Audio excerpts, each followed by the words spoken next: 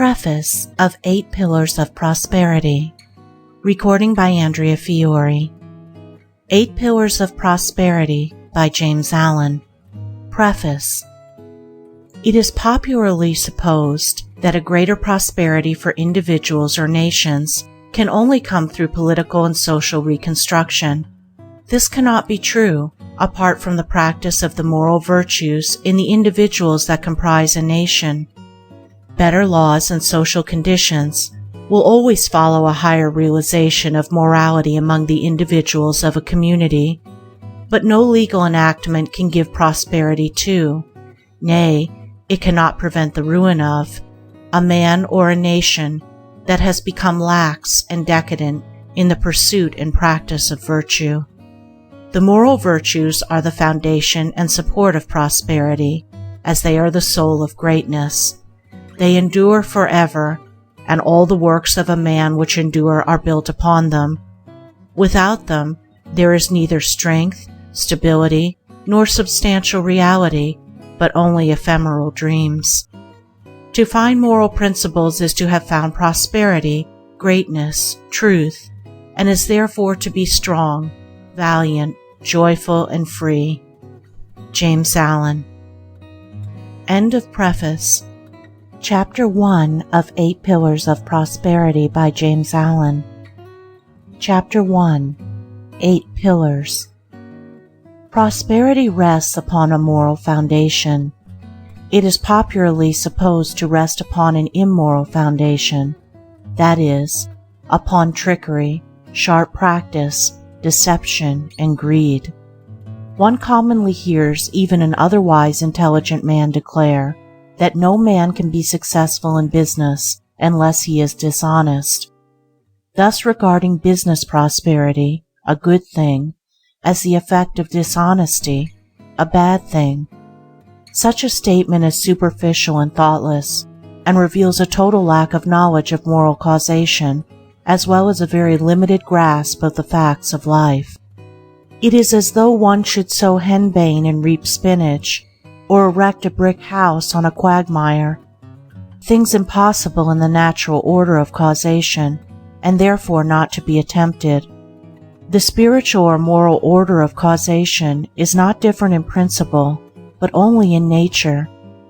The same law obtains in things unseen, in thoughts and deeds, as in things seen, in natural phenomena. Man sees the processes in natural objects, and acts in accordance with them, but not seeing the spiritual processes, he imagines that they do not obtain, and so he does not act in harmony with them. Yet these spiritual processes are just as simple and just as sure as the natural processes. They are indeed the same natural modes manifesting in the world of mind. All the parables and a large number of the sayings of the great teachers are designed to illustrate this fact.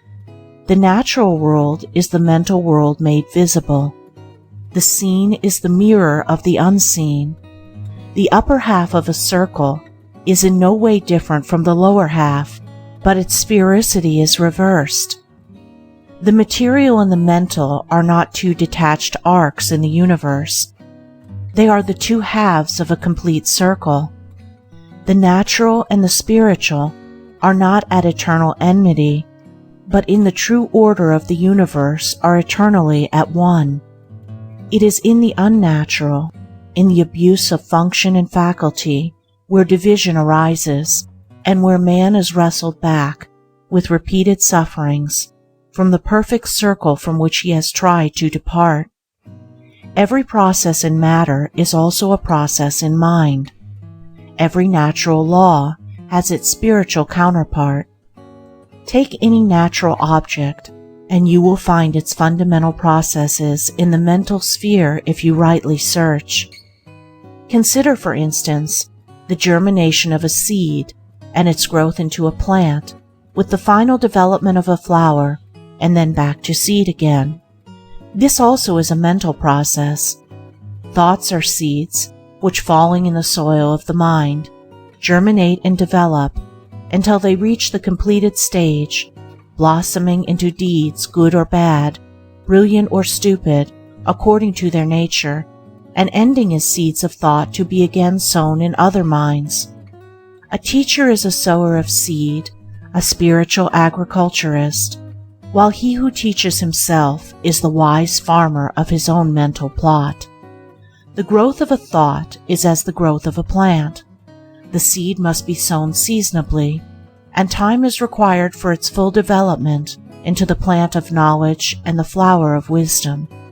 While writing this, I pause and turn to look through my study window, and there, 100 yards away, is a tall tree, in the top of which some enterprising rook from a rookery close by has, for the first time, built its nest.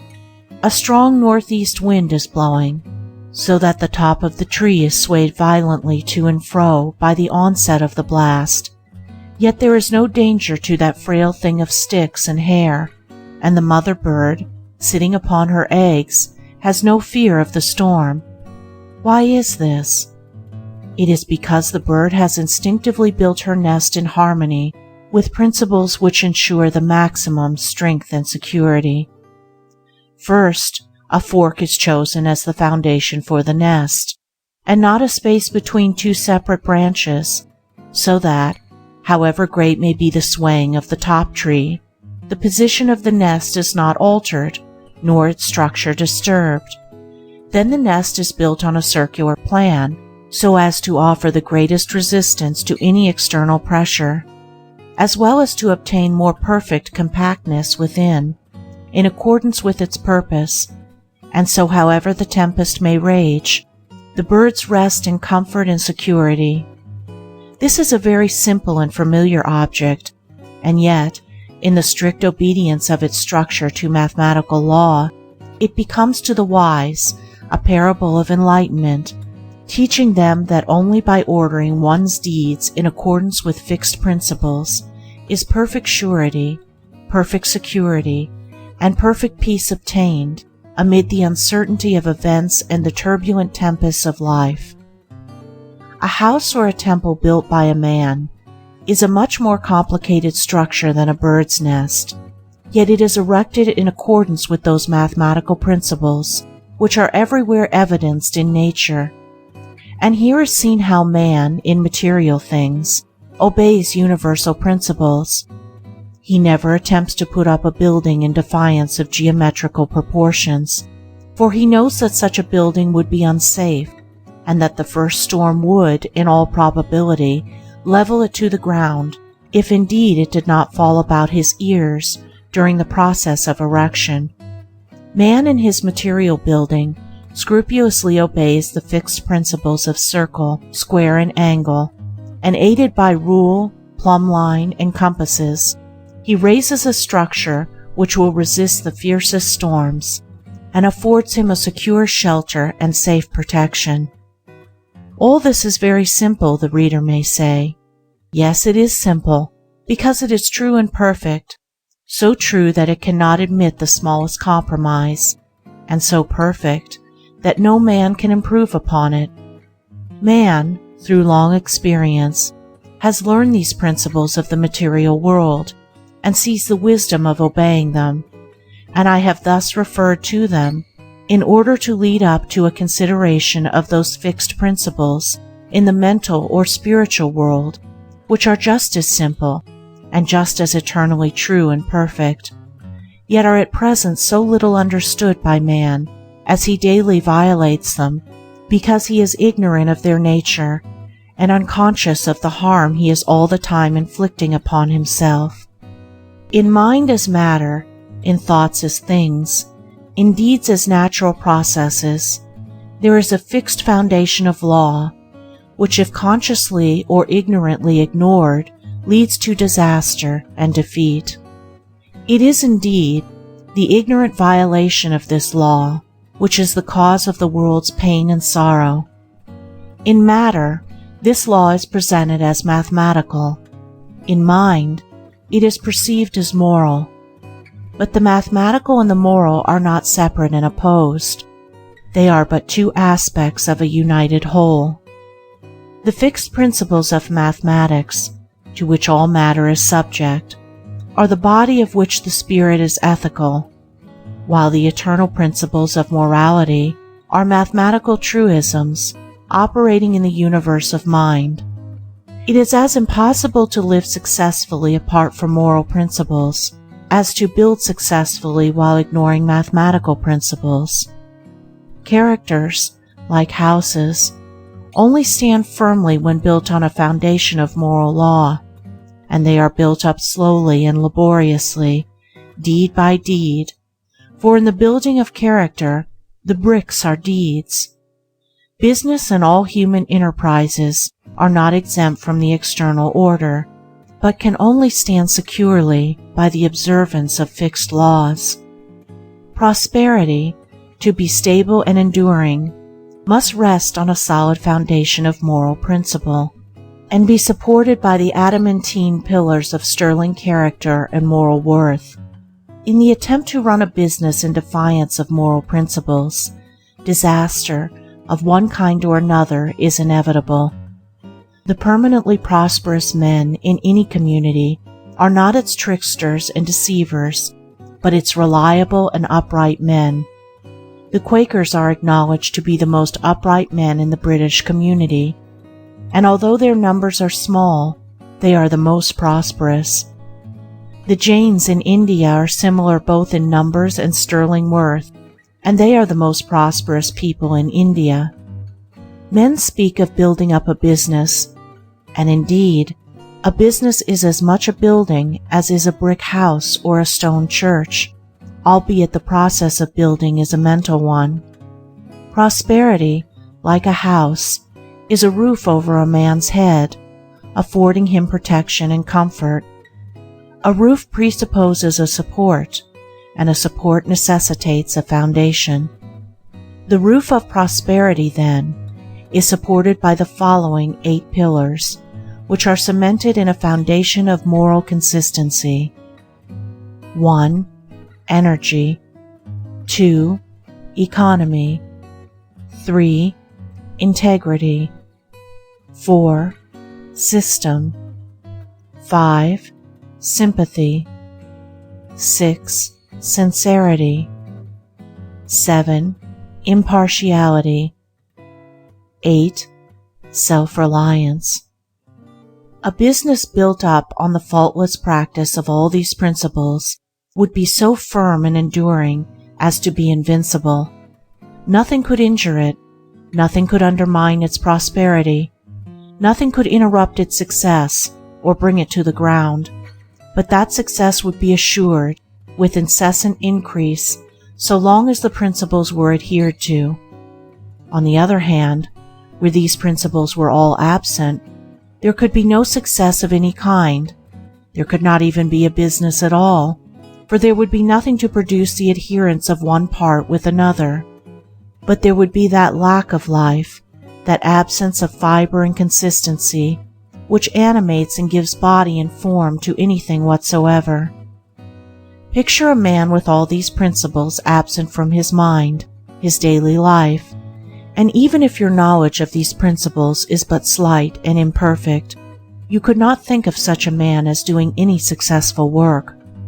You could picture him as leading the confused life of a shiftless tramp, but to imagine him as the head of a business, as the center of an organization, or as a responsible and controlling agent in any department of life, this you could not do, because you realize its impossibility. The fact that no one of moderate morality and intelligence can think of such a man as commanding any success should, to all those who have not yet grasped the import of these principles, and therefore declare that morality is not a factor, but rather a hindrance in prosperity, be a sound proof to them that their conclusion is totally wrong, for if it was right, then the greater the lack of these moral principles, the greater would be the success. These 8 principles, then, in greater or lesser degree, are the causative factors in all success of whatsoever kind.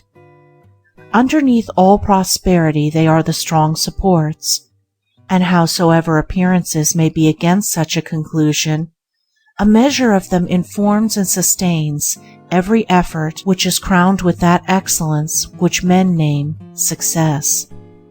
It is true that comparatively few successful men practice, in their entirety and perfection, all these 8 principles, but there are those who do, and they are the leaders, teachers, and guides of men, the supports of human society, and the strong pioneers of human evolution. But while few achieve that moral perfection which ensures the acme of success, all lesser successes come from the partial observance of these principles, which are so powerful in the production of good results that even perfection in any 2 or 3 of them alone is sufficient to ensure an ordinary degree of prosperity and maintain a measure of local influence, at least for a time, while the same perfection in 2 or 3, with partial excellence in all or nearly all the others, will render permanent that limited success and influence which will necessarily grow and extend in exact ratio with a more intimate knowledge and practice of those principles which at present are only partially incorporated in the character. The boundary lines of a man's morality mark the limits of his success. So true is this, that to know a man's moral status would be to mathematically gauge, his ultimate success or failure. The temple of prosperity only stands in so far as it is supported by its moral pillars, and as they are weakened, it becomes insecure in so far as they are withdrawn. It crumbles away and totters to ruin. Ultimate failure and defeat are inevitable where moral principles are ignored or defied, inevitable in the nature of things as cause and effect. As a stone thrown upward returns to the earth, so every deed, good or bad, returns upon him that set it forth. Every unmoral or immoral act frustrates the end at which it aims, and every such succeeding act puts it further and further away as an achieved realization. On the other hand, every moral act is another solid brick in the temple of prosperity, another round of strength and sculptured beauty in the pillars which support it. Individuals, families, nations grow and prosper in harmony with their growth in moral strength and knowledge. They fall and fail in accordance with their moral decadence. Mentally, as physically, only that which has form and solidity can stand and endure. The unmoral is nothingness, and from it nothing can be formed. It is the negation of substance. The immoral is destruction. It is the negation of form. It is a process of spiritual denudation. While it undermines and disintegrates, it leaves the scattered material ready for the wise builder to put it into form again, and the wise builder is morality. The moral substance, form, and building power in one. Morality always builds up and preserves, for that is its nature, being the opposite of immorality, which always breaks down and destroys. Morality is the master builder everywhere, whether in individuals or nations. Morality is invincible, and he who stands upon it to the end stands upon an impregnable rock, so that his defeat is impossible, his triumph is certain. He will be tried, and that to the uttermost, for without fighting there can be no victory, and so only can his moral powers be perfected. And it is in the nature of fixed principles, as of everything finely and perfectly wrought, to have their strength tested and proved. The steel bars, which are to perform the strongest and best uses in the world, must be subjected to a severe strain by the iron master as a test of their texture and efficiency before they are sent from his foundry. The brickmaker throws aside the bricks which have given way under the severe heat. So he who is to be greatly and permanently successful will pass through the strain of adverse circumstances and the fire of temptation, with his moral nature not merely undermined, but strengthened and beautified. He will be like a bar of well-wrought steel, fit for the highest use, and the universe will see, as the iron master his finely wrought steel, that the use does not escape him. Immorality is assailable at every point, and he who tries to stand upon it sinks into the morass of dissolution. Even while his efforts seem to stand, they are crumbling away. The climax of failure is inevitable. While the immoral man is chuckling over his ill-gotten gains, there is already a hole in his pocket through which his gold is falling.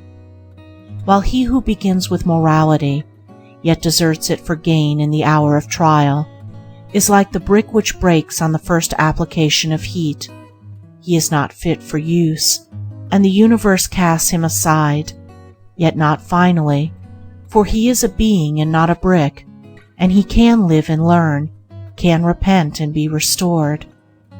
Moral force is the life of all successes, and the sustaining element in all prosperity. But there are various kinds of successes, and it is frequently necessary that a man should fail in one direction that he may reach up to a greater and more far-reaching success. If, for instance, a literary, artistic, or spiritual genius should begin by trying to make money, it may be, and often is, to his advantage and the betterment of his genius that he should fail therein, so that he may achieve that more sublime success wherein lies his real power. Many a millionaire would doubtless be willing to barter his millions for the literary success of a Shakespeare or the spiritual success of a Buddha, and would thereby consider that he had made a good bargain. Exceptional spiritual success is rarely accompanied with riches, yet financial success cannot in any way compare with it in greatness and grandeur. But I am not, in this book, dealing with the success of the saint or spiritual genius, but with that success which concerns the welfare, well-being, and happiness of the broadly average man and woman, in a word, with the prosperity which, while being more or less connected with money, being present and temporal, yet is not confined thereto, but extends to and embraces all human activities, and which particularly relates to that harmony of the individual with his circumstances, which produces that satisfaction called happiness, and that comfort known as prosperity. To the achievement of this end, so desirable to the mass of mankind, let us now see how the 8 principles operate, how the roof of prosperity is raised and made secure upon the pillars by which it is supported. End of Chapter 1. Chapter 2 of 8 Pillars of Prosperity by James Allen. Chapter 2. First Pillar. Energy. Energy is the working power in all achievement. Inert coal converts it into fire, and water transmutes it into steam. It vivifies and intensifies the commonest talent until it approaches to genius, and when it touches the mind of the dullard, it turns into a living fire that which before was sleeping in inertia. Energy is a moral virtue, its opposing vice being laziness. As a virtue, it can be cultivated, and the lazy man can become energetic by forcibly arousing himself to exertion. Compared with the energetic man, the lazy man is half alive. Even while the latter is talking about the difficulty of doing a thing, the former is doing it. The active man has done a considerable amount of work before the lazy man has roused himself from sleep. While the lazy man is waiting for an opportunity, the active man has gone out and met and utilized half a dozen opportunities. He does things while the other is rubbing his eyes. Energy is one of the primary forces. Without it, nothing can be accomplished. It is the basic element in all forms of action. The entire universe is a manifestation of tireless, though inscrutable, energy. Energy is, indeed, life, and without it there would be no universe. no life.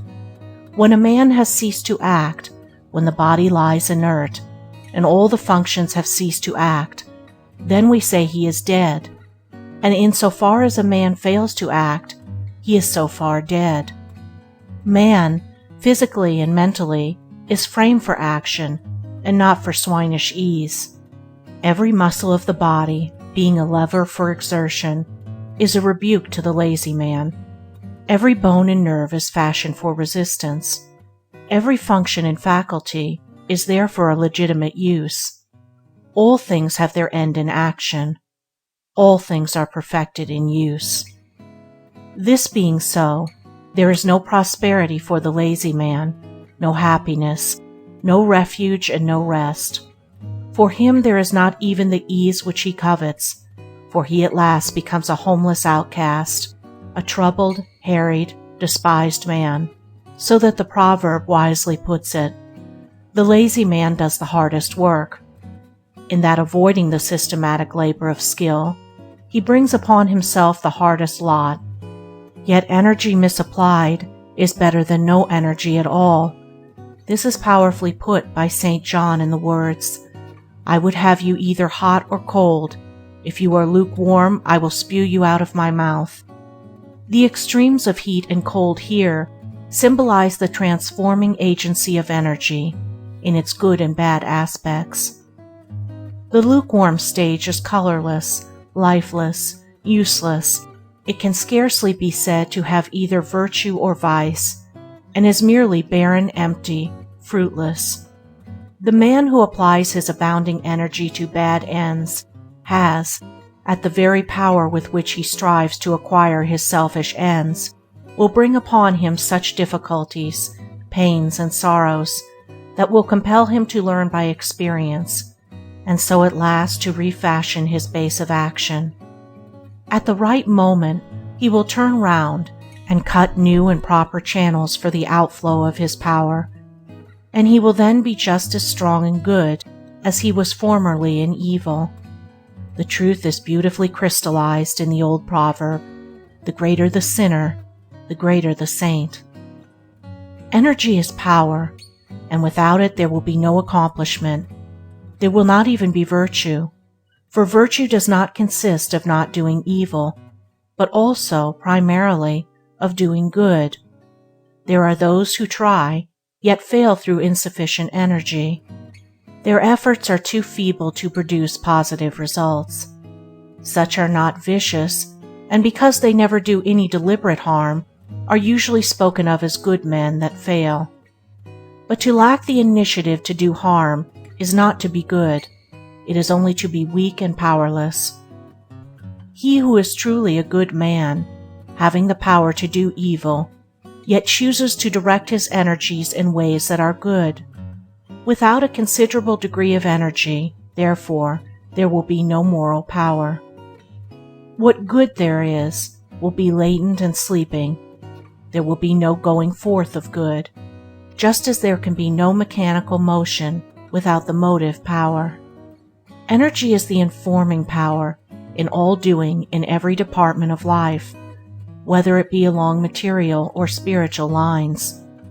The call to action, which comes not only from the soldier, but from the lips or pen of every teacher in every grade of thought, is a call to men to rouse their sleeping energy, and to do vigorously the task in hand. Even the men of contemplation and meditation never cease to rouse their disciples to exertion in meditative thought. Energy is alike needed in all spheres of life, and not only are the rules of the soldier, the engineer, and the merchant rules of action, but nearly all precepts of the saviors, sages, and saints are precepts of doing. The advice of one of the great teachers to his disciples, "Keep wide awake," tersely expresses the necessity for tireless energy if one's purpose is to be accomplished, and is equally good advice to the salesman as to the saint. Eternal vigilance is the price of liberty, and liberty is the reaching of one's fixed end. It was the same teacher that said, "If anything is to be done, let a man do it at once, Let him attack it vigorously. The wisdom of this advice is seen when it is remembered that action is creative, that increase and development follow upon legitimate use. To get more energy, we must use to the full that which we already possess. Only to him that is given, only to him that puts his hand vigorously to some task, does power and freedom come. But energy, to be productive, must not only be directed towards good ends, it must be carefully controlled and conserved. The conservation of energy is a modern term expressive of that principle in nature by which no energy is wasted or lost, and the man whose energies are to be fruitful in results must work intelligently upon this principle.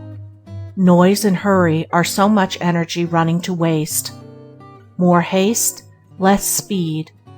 The maximum of noise usually accompanies the minimum of accomplishment. With much talk there is little doing. Working steam is not heard. It is the escaping steam which makes a great noise. It is the concentrated powder which drives the bullet to its mark. Insofar as a man intensifies his energies by conserving them and concentrating them upon the accomplishment of his purpose, just so far does he gain quietness and silence, in repose and calmness. It is a great delusion that noise means power. There is no great baby than the blustering boaster. He is but an infant mentally, and having no strength to do anything, and no work to show, he tries to make up for it by loudly proclaiming what he has done, or could do. Still waters run deep, and the great universal forces are inaudible. Where calmness is, there is the greatest power. Calmness is the sure indication of a strong, well-trained, patiently disciplined mind. The calm man knows his business, be sure of it. His words are few, but they tell. His schemes are well planned, and they work true, like a well-balanced machine. He sees a long way ahead, and makes straight for his object. The enemy, difficulty, he converts into a friend, and makes profitable use of him, for he has studied well how to agree with his adversary while he is in the way with him. Like a wise general, he has anticipated all emergencies. Indeed, he is the man who is prepared beforehand. In his meditations, in the counsels of his judgment, he has conferred with causes, and has caught the bent of all contingencies. He is never taken by surprise, is never in a hurry, is safe in the keeping of his own steadfastness, and is sure of his ground.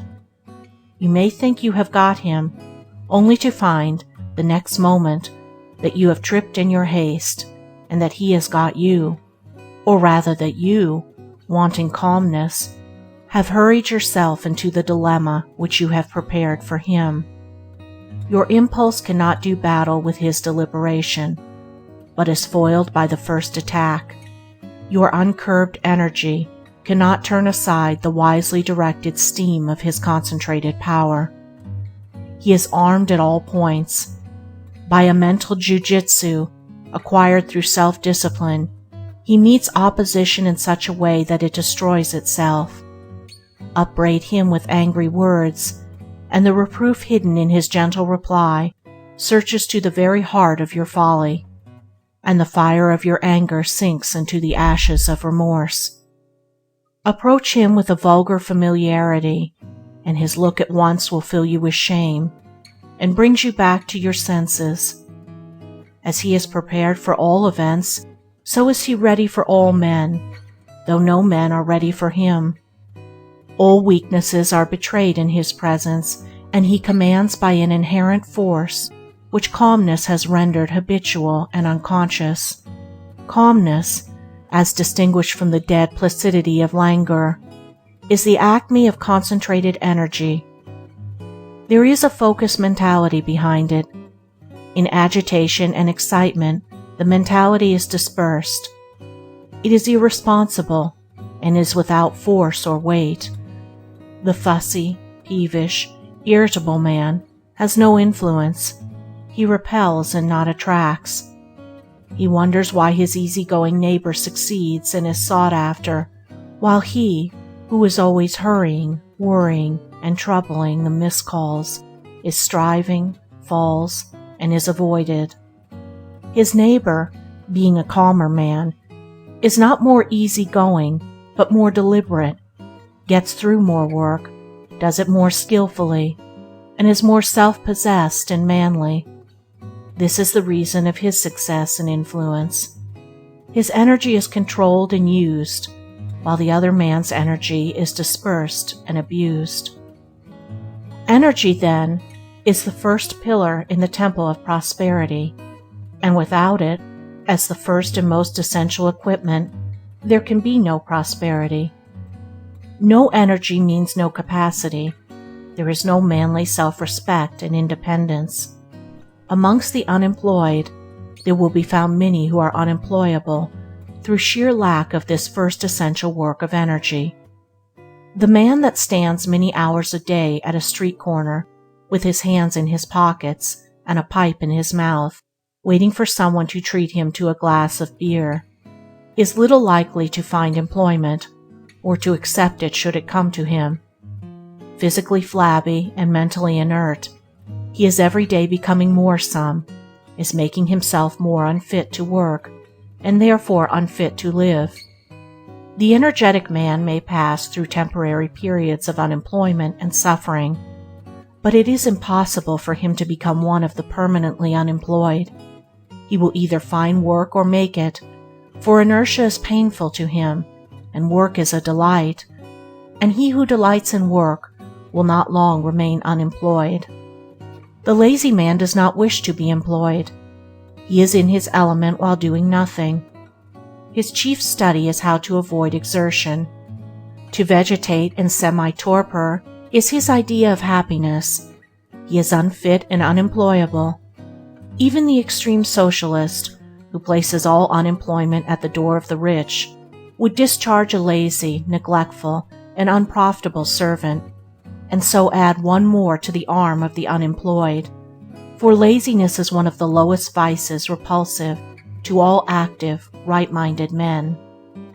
But energy is a composite power. It does not stand alone. Involved in it are qualities which go into the making of vigorous character and the production of prosperity. Mainly, these qualities are contained in the four following characteristics. 1. Promptitude. 2. Vigilance. 3. Industry. 4. Earnestness. The pillar of energy is therefore a concrete mass composed of these four tenacious elements.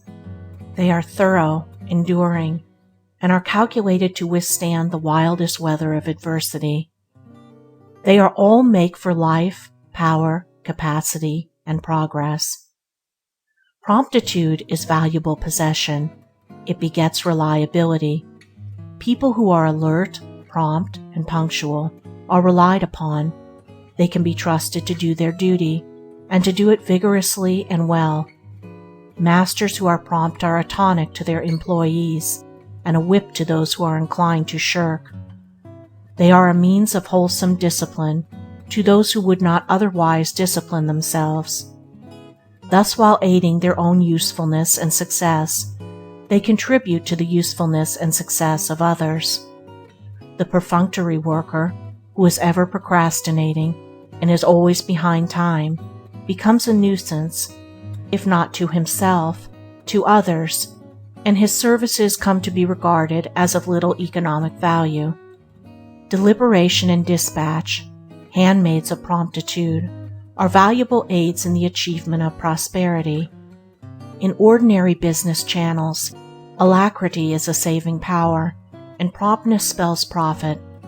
It is doubtful whether a confirmed procrastinator ever succeeded in business. I have not yet met one such, though I have known many who have failed. Vigilance is the guard of all the faculties and powers of the mind. It is the detective that prevents the entrance of any violent and destructive element. It is the close companion and protector of all success, liberty, and wisdom. Without this watchful attitude of mind, a man is a fool, and there is no prosperity for a fool. The fool allows his mind to be ransacked and robbed of its gravity, serenity, and judgment by mean thoughts and violent passions as they come along to molest him. He is ever on his guard, but leaves open the doors of his mind to every nefarious intruder. He is so weak and unsteady as to be swept off his balance by every gust of impulse that overtakes him. He is an example to others of what they should not be. He is always a failure, for the fool is an offense to all men, and there is no society that can receive him with respect. As wisdom is the acme of strength, so folly is the other extreme of weakness. The lack of vigilance is shown in thoughtlessness and in general looseness in the common details of life. Thoughtlessness is built another name for folly. It lies at the root of a great deal of failure and misery. No one who aims at any kind of usefulness and prosperity, for usefulness in the body politic and prosperity to oneself cannot be served, can afford to be asleep with regard to his actions and the effect of those actions on others and reactively on himself. He must, at the outset of his career, wake up to a sense of his personal responsibility. He must know that wherever he is, in the home, the counting house, the pulpit, the store, in the schoolroom or behind the counter, in company or alone, at work or at play, his conduct will materially affect his career for good or bad, for there is a subtle influence in behavior which leaves its impression on every man, woman, and child that it touches, and that impress is the determining factor in the attitude of persons toward one another. It is for that reason that the cultivation of good manners plays such an important part in all coherent society. If you carry about with you a disturbing or disagreeable mental defect, it needs not to be named and known to work its poison upon your affairs. Its corrosive influence will eat into all of your efforts and disfigure your happiness and prosperity, as powerful acid eats into and disfigures the finest steel. On the other hand, if you carry about an assuring and harmonious mental excellence, those about you will understand it and be influenced by it. They will be drawn towards you in goodwill, often without knowing why, and that good quality will be the most powerful sport in all your affairs, bringing you friends and opportunities, and greatly aiding in the success of all your enterprises. It will even right your minor incapacities, covering a multitude of faults. Thus we receive at the hands of the world according to the measure of our giving. For bad, bad; for good, good; for defective conduct, indifferent influence and imperfect success; for superior conduct, lasting power and consummate achievement. We act and the world responds. When the foolish man fails, he blames others and sees no error in himself. But the wise man watches and corrects himself, and so is assured of success. The man whose mind is vigilant and alert has thereby a valuable equipment in the achievement of his aims, and if he be fully alive and wide awake on all occasions, to all opportunities, and against all marring defects of character, what event, what circumstance, what enemy shall overtake him and find him unprepared? What shall prevent him from achieving the legitimate end at which he aims? Industry brings cheerfulness and plenty. Vigorously industrious people are the happiest members of the community. They are not always the richest, if by riches is meant a superfluity of money, but they are always the most light-hearted and joyful, and the most satisfied with what they do have, and therefore are richer, if by richer we mean more abundantly blessed. Active people have no time for moping and brooding, or for dwelling selfishly upon their ailments and troubles. Things most used are kept the brightest, and people most employed best retain their brightness and buoyancy of spirit. Things unused tarnish quickest, and the time killer is attacked with ennui and morbid fancies. To talk of having to kill time is almost like a confession of imbecility, for who, in the short life at his disposal, and in a world so flooded with resources of knowledge, with sound heads and good hearts, can fill up every moment of every day usefully and happily? And if they refer to time at all, it is to the effect that it is all too short to enable them to do what they would like to do. Industry, too, promoted health and well-being. The active man goes to bed tired every night. His rest is sound and sweet, and he wakes up early in the morning, fresh and strong, for another day's delightful toil. His appetite and digestion are good. He has an excellent sauce in recreation, and a good tonic in toil. What companionship can such a man have with moping and melancholy? Such morbid spirits hang around those who do little and dine excessively. People who make themselves useful to the community receive back from the community their full share of health, happiness, and prosperity. They brighten the daily task and keep the world moving. They are the gold of the nation and the salt of the earth. Earnestness, said a great teacher, is the path of immortality. They who are in earnest do not die. They who are not in earnest are as if dead already. Earnestness is the dedication of the entire mind to its task. We live only in what we do. Earnest people are dissatisfied with anything short of the highest excellence in whatever they do, and they always reach that excellence. There are so many that are careless and half-hearted, so satisfied with a poor performance, that the earnest ones shine apart, as it were, in their excellence. There are always plenty of vacancies in the ranks of usefulness and service for earnest people. There never was and never will be a deeply earnest man or woman who did not fill successfully some suitable sphere. Such people are scrupulous, conscientious, and painstaking, and cannot rest in ease until the very best is done, and the whole world is always on the lookout to reward the best.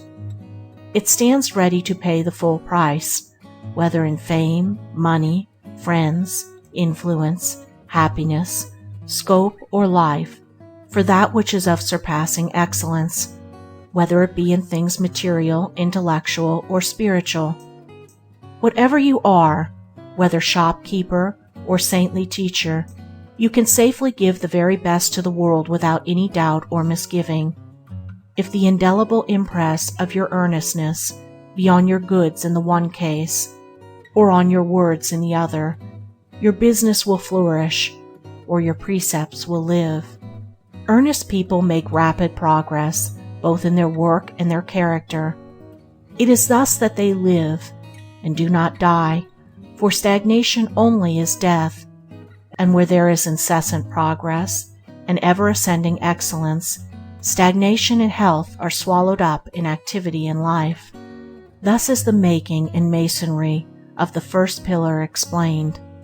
He who builds it well and sets it firm and straight will have a powerful and enduring support in the business of his life. End of Chapter 2. Chapter 3 of 8 Pillars of Prosperity by James Allen. Chapter 3. Second Pillar. Economy. It is said of nature that she knows no vacuum. She also knows no waste. In the divine economy, the nature of everything is conserved and turned to good account. Even excreta are chemically transmitted and utilized in the building up of new forms. Nature destroys every foulness, not by annihilation, but by transmutation, by sweetening and purifying it, and making it serve the ends of things beautiful, useful, and good. That economy which, in nature, is a universal principle, is in man a moral principle, and it is that quality by which he preserves his energies.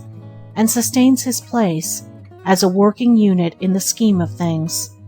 Financial economy is merely a fragment of this principle, or rather, it is a material symbol of that economy which is purely mental, and its transmutation spiritual. The financial economist exchanges coppers for silver, silver for gold, gold for notes, and the notes he converts into the figures of a bank account. By these conversions of money into more readily transmissible forms, he is the gainer in the financial management of his affairs. The spiritual economist transmutes passions into intelligence, intelligence into principles, principles into wisdom, and wisdom is manifested in actions, which are few but powerful in effect. By all these transmutations he is the gainer in character and in the management of his life. True economy is the middle way in all things, whether material or mental, between waste and undue retention. That which is wasted, whether money or mental energy, is rendered powerless. That which is selfishly retained and hoarded up is equally powerless. To secure power, whether of capital or mentality, there must be concentration, but concentration must be followed by legitimate use. The gathering up of money or energy is only a means. The end is use, and it is use only that produces power. An all-round economy consists in finding the middle way in the following 7 things: money, food, clothing, recreation, rest, time, and energy. Money is the symbol of exchange and represents purchasing power. He who is anxious to acquire financial wealth, as well as he who wishes to avoid debt, must study how to apportion his expenditure in accordance with his income, so as to leave a margin of ever-increasing working capital, or to have a little store ready in hand for any emergency. Money spent in thoughtless expenditure, in worthless pleasures or harmful luxuries, is money wasted and power destroyed.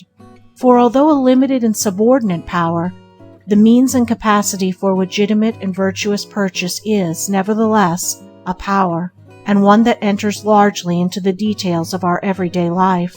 The spendthrift can never become rich, but if he begins with riches, must soon become poor.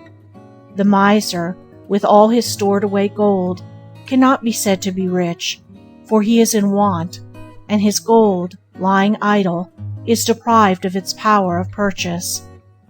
The thrifty and prudent are on the way to riches, for while they spend wisely they save carefully, and gradually enlarge their spheres as their growing means allow. The poor man who is to become rich must begin at the bottom, and must not wish, nor try to appear affluent, by attempting something far beyond his means. There is always plenty of room and scope at the bottom, and it is a safe place from which to begin, as there is nothing below, and everything above. Many a young businessman comes at once to grief by swagger and display, which he foolishly imagines are necessary to success, but which, deceiving no one but himself, lead quickly to ruin. A modest and true beginning in any sphere will better ensure success than an exaggerated advertisement of one's standing and importance. The smaller the capital, the smaller should be the sphere of operations. Capital and scope are hand in glove, and they should fit. Concentrate your capital within the circle of its working power, and however circumscribed that circle may be, it will continue to widen and extend as the gathering momentum of power presses for expression. Above all, take care always to avoid the 2 extremes of parsimony and prodigality. Food represents life, vitality, and both physical and mental strength. There is a middle way in eating and drinking, as in all else. The man who is to achieve prosperity must be well nourished, but not overfed. The man that starves his body, whether through miserliness or asceticism, both forms of false economy, diminishes his mental energy and renders his body too enfeebled to be the instrument for any strong achievement. Such a man courts sickly-mindedness, a condition conducive only to failure. The glutton, however, destroys himself by excess. His bestialized body becomes a stored-up reservoir of poisons, which attract disease and corruption, while his mind becomes more and more brutalized and confused, and therefore more incapable. Gluttony is one of the lowest and most animal vices, and is obnoxious to all who pursue a moderate course. The best workers and most successful men are they who are most moderate in eating and drinking. By taking enough nourishment, but not too much, they attain the maximum physical and mental fitness. Being thus well equipped by moderation, they are enabled to vigorously and joyfully fight the battle of life. Clothing is covering and protection for the body, though it is frequently wrested from this economic purpose and made a means of vain display. The two extremes to be avoided here are negligence and vanity. Custom cannot and need not be ignored, and cleanliness is all important. The ill-dressed, unkept man or woman invites failure and loneliness. A man's dress should harmonize with his station in life, and should be of good quality, and be well made and appropriate.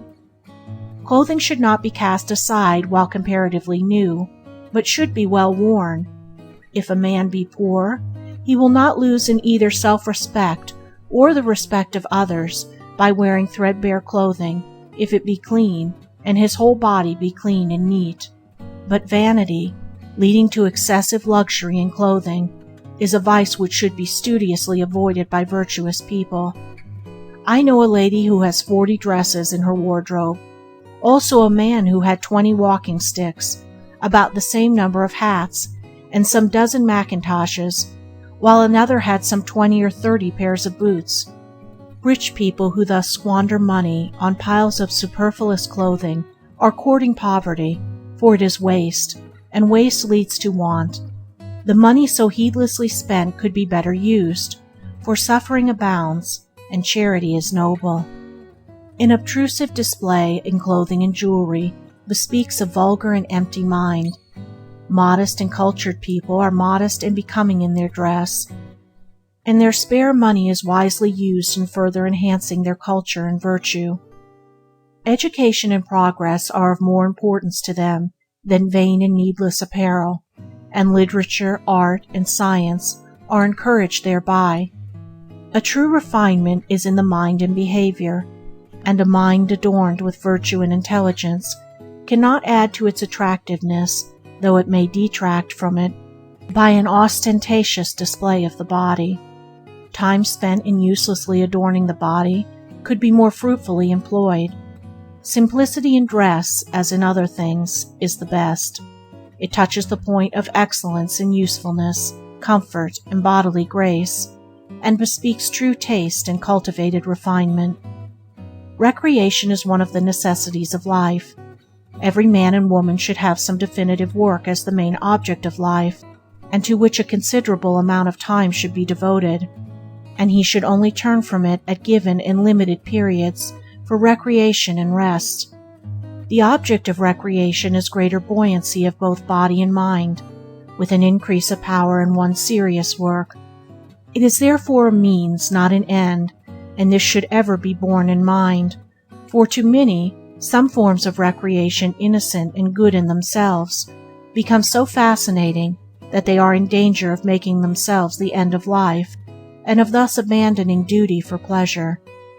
To make of life a ceaseless round of games and pleasures, with no other object in life, is to turn living upside down, as it were, and it produces monotony and enervation. People who do it are the most unhappy of mortals, and suffer from languor, ennui, and peevishness. As sauce is an aid to digestion, and can lead only to misery when made the work of life. When a man has done his day's duty, he can turn to his recreation with a free mind and a light heart, and both his work and his pleasure will be to him a source of happiness. It is true economy in this particular, neither to devote the whole of one's time to work nor to recreation, but to apportion to each its time and place, and so to fill out life with those changes which are necessary to a long life and a fruitful existence.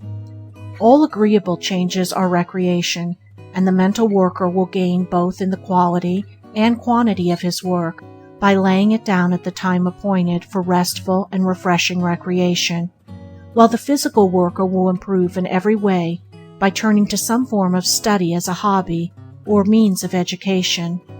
As we do not spend all of our time in eating or sleeping or resting, neither should we spend it in exercise or pleasure, but should give recreation its proper place as a natural tonic in the economic scheme of our life.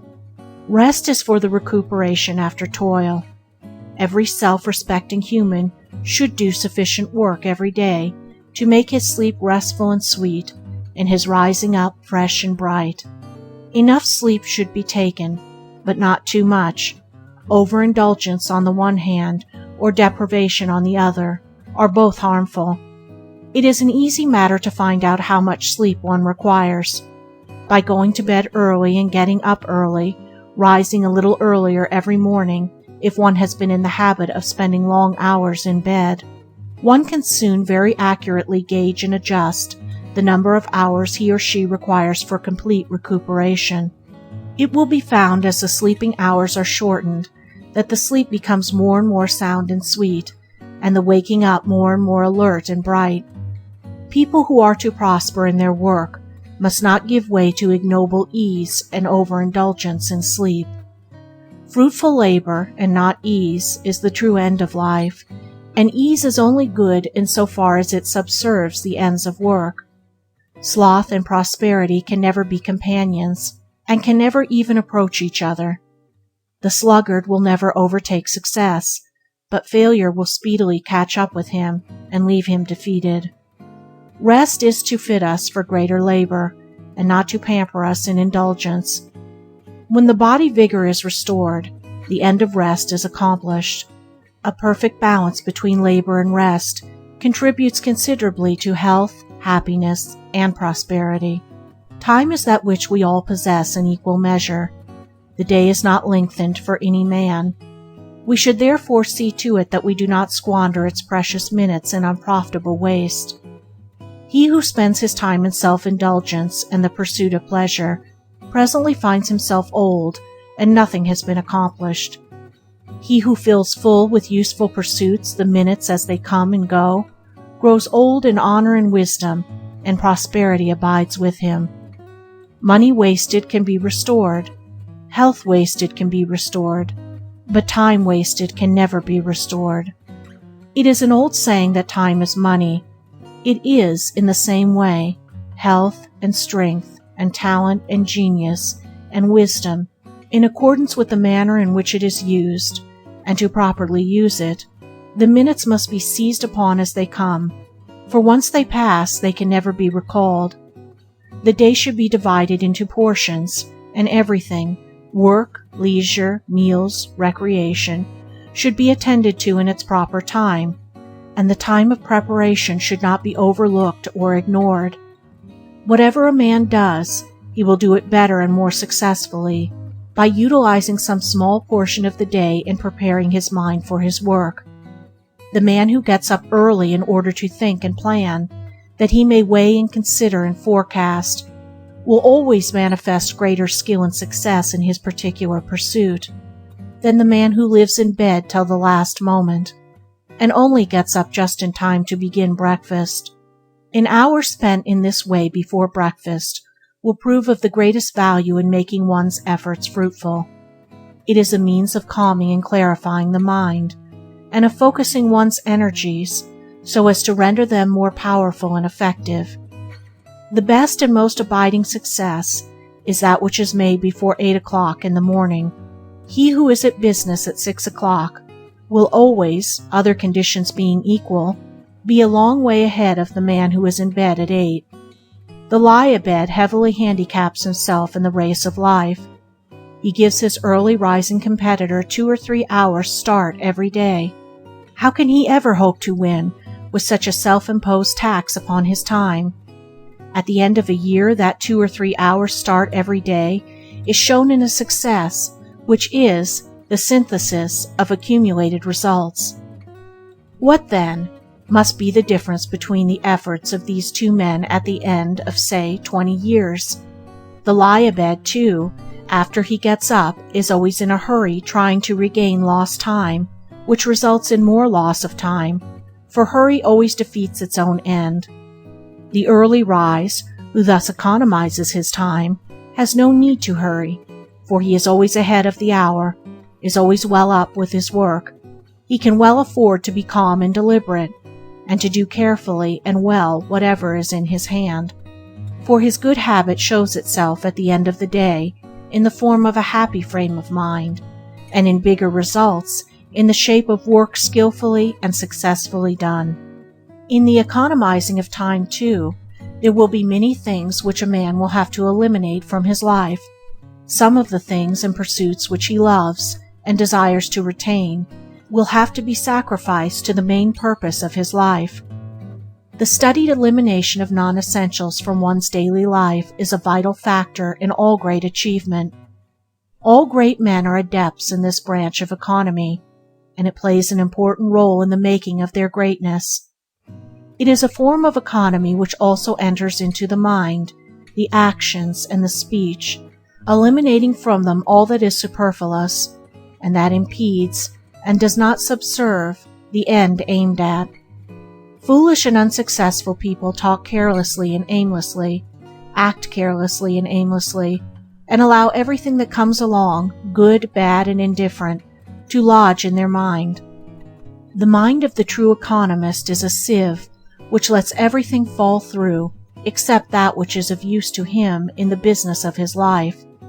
He also employs only necessary words and does only necessary actions, thus vastly minimizing friction and waste of power. To go to bed at bedtime, to fill in every working minute with purposeful thought and effective action, this is the true economy of time. Energy is economized by the formation of good habits. All vices are a reckless expenditure of energy. Sufficient energy is thoughtlessly wasted in bad habits to enable men to accomplish the greatest success, if conserved and used in right directions. If economy be practiced in the 6 points already covered, much will be done in the conservation of one's energies. But a man must still go further, and carefully husband his vitality by the avoidance of all forms of physical self-indulgences and impurities, but also all those mental vices, such as hurry, worry, excitement, despondency, anger, complaining, and envy, which deplete the mind and render it unfit for any important work or admirable achievement.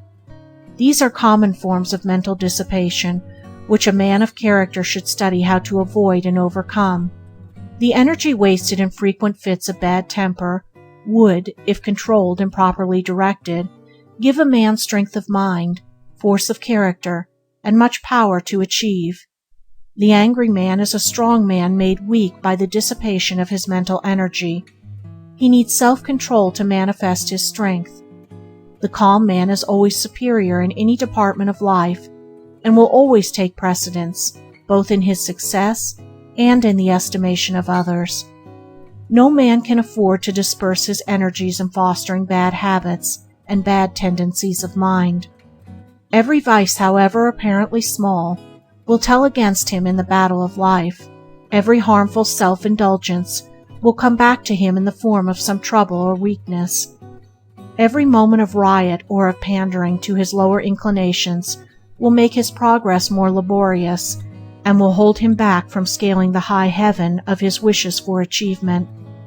On the other hand, he who economizes his energies and bends them toward the main task of his life will make rapid progress, and nothing will prevent him from reaching the golden city of success. It will be seen that economy is something far more profound and far more reaching than the mere saving of money. It touches every part of our nature and every phase of our life. The old saying, "Take care of the pence, and the pounds will take care of themselves," may be regarded as a parable, for the lower passions as native energy. It is the abuse of that energy that is bad. and if this personal energy be taken care of and stored up and transmuted, it reappears as a force of character.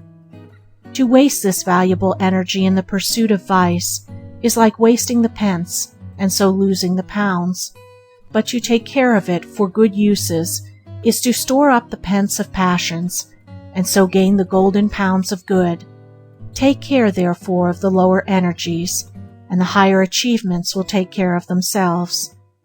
The pillars of economy, when soundly built, will be found to be composed largely of these four qualities: 1. Moderation.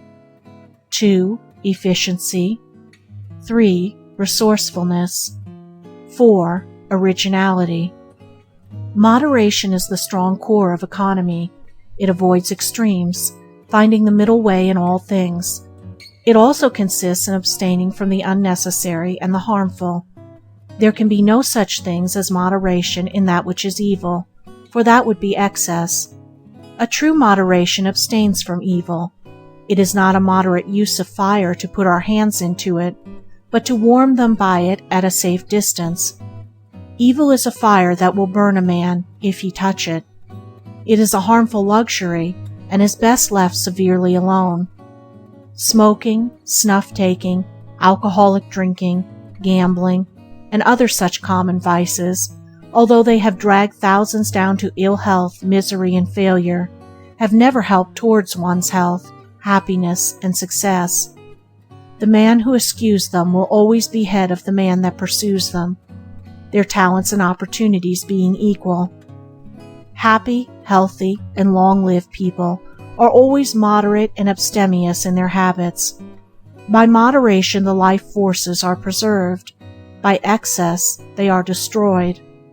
Men also, who carry moderation in their thoughts, allaying their passions and feelings, avoiding all unwholesome extremes and morbid sensations and sentiments, add knowledge and wisdom to happiness and health, and thereby attain to the highest felicity and power. The immoderate destroy themselves by their own folly. They weaken their energies and stultify their capabilities. Instead of achieving an abiding success, reach only, at best, a fitful and precarious prosperity. Efficiency proceeds from the right conservation of one's forces and powers. All skill is the use of concentrated energy. Superior skill, as talent and genius, is a high degree of concentrated force. Men are always skillful in that which they love, because the mind is almost ceaselessly centered upon it. Skill is the result of that mental economy which transmutes thought into invention and action. There will be no prosperity without skill, and one's prosperity will be the measure of one's skill. By a process of natural selection, the insufficient fall into their right places, among the badly paid or unemployed, for who will employ a man who cannot, or will not, do his work properly? An employer may occasionally keep a man out of charity, but this will be exceptional, as places of business, offices, households, and all centers of organized activity are not charitable institutions, but industrial bodies which stand or fall on the fitness and efficiency of their individual members. Skill is gained by thoughtfulness and attention. Aimless and inattentive people are usually out of employment, to wit, the lounger at the street corner. They cannot do the simplest thing properly, because they will not rouse up the mind to thought and attention. Recently an acquaintance of mine employed a tramp to clean his windows, but the man had refrained from work and systematic thought for so long that he had become incapable of both, and could not even clean a window. Even when shown how to do it, he could not follow the simple instructions given. This is an instance, too, of the fact that the simplest thing requires a measure of skill in the doing. Efficiency largely determines a man's place among his fellows, and leads one on by steps to higher and higher positions as greater powers are developed. The good workman is skillful with his tools, while the good man is skillful with his thoughts. Wisdom is the highest form of skill, aptitude in incipient wisdom. There is one right way of doing everything, even the smallest, and 1,000 wrong ways. Skill consists in finding the one right way and adhering to it. The insufficient bungle confusedly about among the 1,000 wrong ways, and do not adopt the right way even when it is pointed out to them.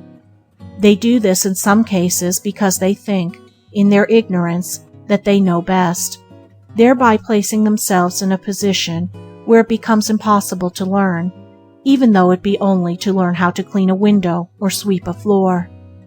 Thoughtlessness and inefficiency are all too common. There is plenty of room in the world for thoughtful and efficient people. Employers of labor know how difficult it is to get the best workmanship.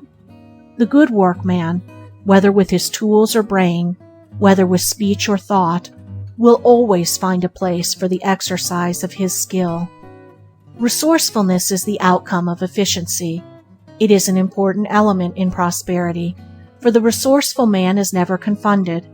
He may have many falls, but he will always be equal to the occasion and will be on his feet again immediately. Resourcefulness has its fundamental cause in the conservation of energy. It is energy transmuted. When a man cuts off certain mental or bodily vices which have been depleting him of his energy, what becomes of the energy so conserved? It is not lost or destroyed, for energy can never be lost or destroyed. It becomes productive energy. It reappears in the form of fruitful thought. The virtuous man is always more successful than the vicious man because he is teeming with resources. His entire mentality is alive and vigorous, abounding with stored-up energy.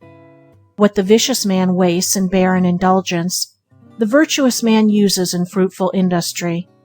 A new life and a new world, abounding with all fascinating pursuits and pure delights, open up to a man who shuts himself off from the old world of animal vice, and his place will be assured by the resources which will well up within him. Barren seed perishes in the earth. There is no place for it in the fruitful economy of nature.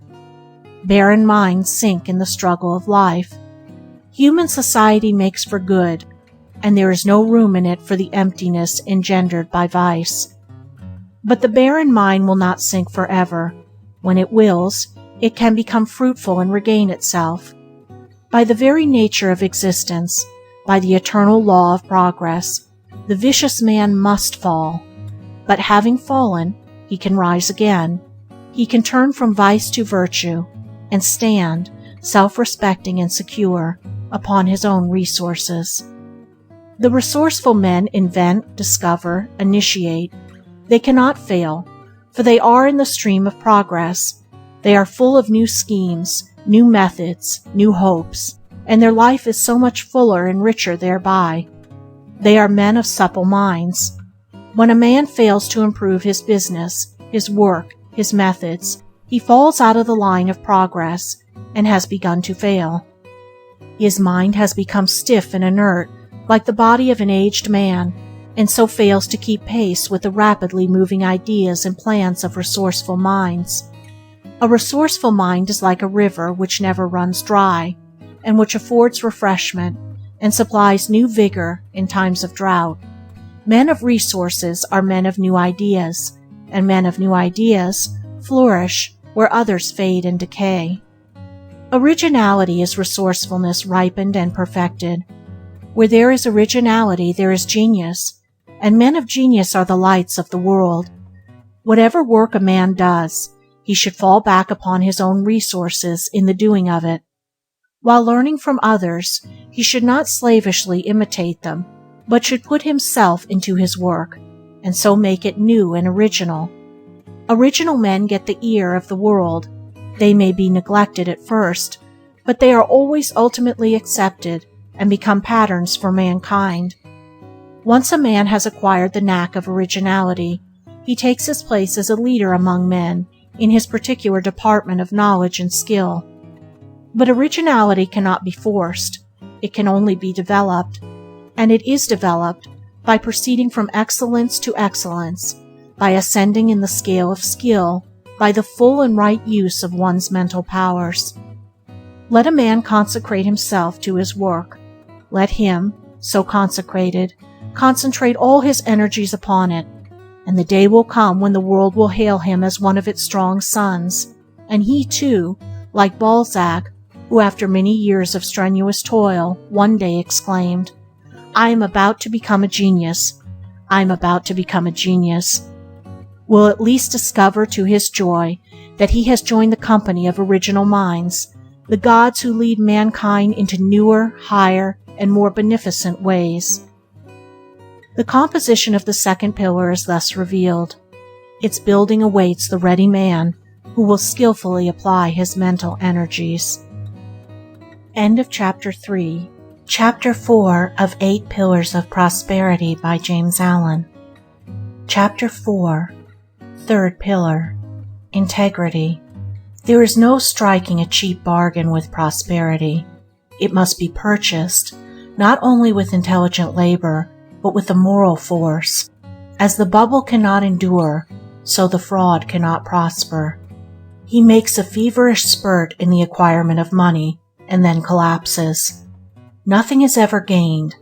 Nothing can ever be gained by fraud. It is but wrestled for a time, to be again returned with heavy interest. But fraud is not confined to the unscrupulous swindler. All who are getting, or trying to get, money without giving an equivalent are practicing fraud, whether they know it or not. Men who are anxiously scheming how to get money without working for it are frauds, and mentally they are closely allied to the thief and the swindler, under whose influence they come, sooner or later, and who deprives them of their capital. What is a thief but a man who carries to its logical extreme or later, and who deprives them of their capital? What is a thief but a man who carries it to its logical extreme, the desire to possess, without giving a just return, that is, unlawfully? The man that courts prosperity must, in all his transactions, whether material or mental, study how to give a just return for that which he receives. This is the great fundamental principle in all sound commerce, while in spiritual things it becomes the doing to others that which we would have them do to us, and applied to the forces of the universe, it is scientifically stated in the formula, action and reaction are equal. Human life is reciprocal, not rapacious, and the man who regards all others as his legitimate prey will soon find himself stranded in the desert of ruin, far away from the path of prosperity. He is too far behind in the process of evolution to cope successfully with honest men. The fittest, the best, always survive, and he being the worst cannot therefore continue. His end, unless the change in time, is sure it is the goal, the filthy hovel, or the place of the deserted outcast. His efforts are destructive and not constructive, and he thereby destroys himself. It was Carlyle who, referring to Mohammed, being then universally regarded by Christians as an impostor, exclaimed, "An impostor found a religion. An impostor couldn't build a brick house. An impostor, a liar, a cheat, the man of dishonesty, cannot build, as he has neither tools nor material with which to build. He can no more build up a business, a character, a career, a success, than he can found a religion or build a brick house. He not only does not build, but all his energies are bent on undermining what others have built. But his being impossible, he undermines himself. Without integrity, energy and economy will at last fail, but aided by integrity, their strength will be greatly augmented. There is not an occasion in life in which the moral factor does not play an important part. Sterling integrity, wherever it is, stamps its hallmark on all transactions, and it does this because of its wonderful coherence and consistency and its invincible strength. For the man of integrity is in line with the fixed laws of things, not only with the fundamental principles on which human society rests, but with the laws which hold the vast universe together. Who shall set all these at naught? Who then shall undermine the man of unblemished integrity? He is like a strong tree whose roots are fed by perennial springs and which no tempest can lay low. To be complete and strong, integrity must embrace the whole man and extend to all the details of his life, and it must be so thorough and permanent as to withstand all temptations to swerve into compromise.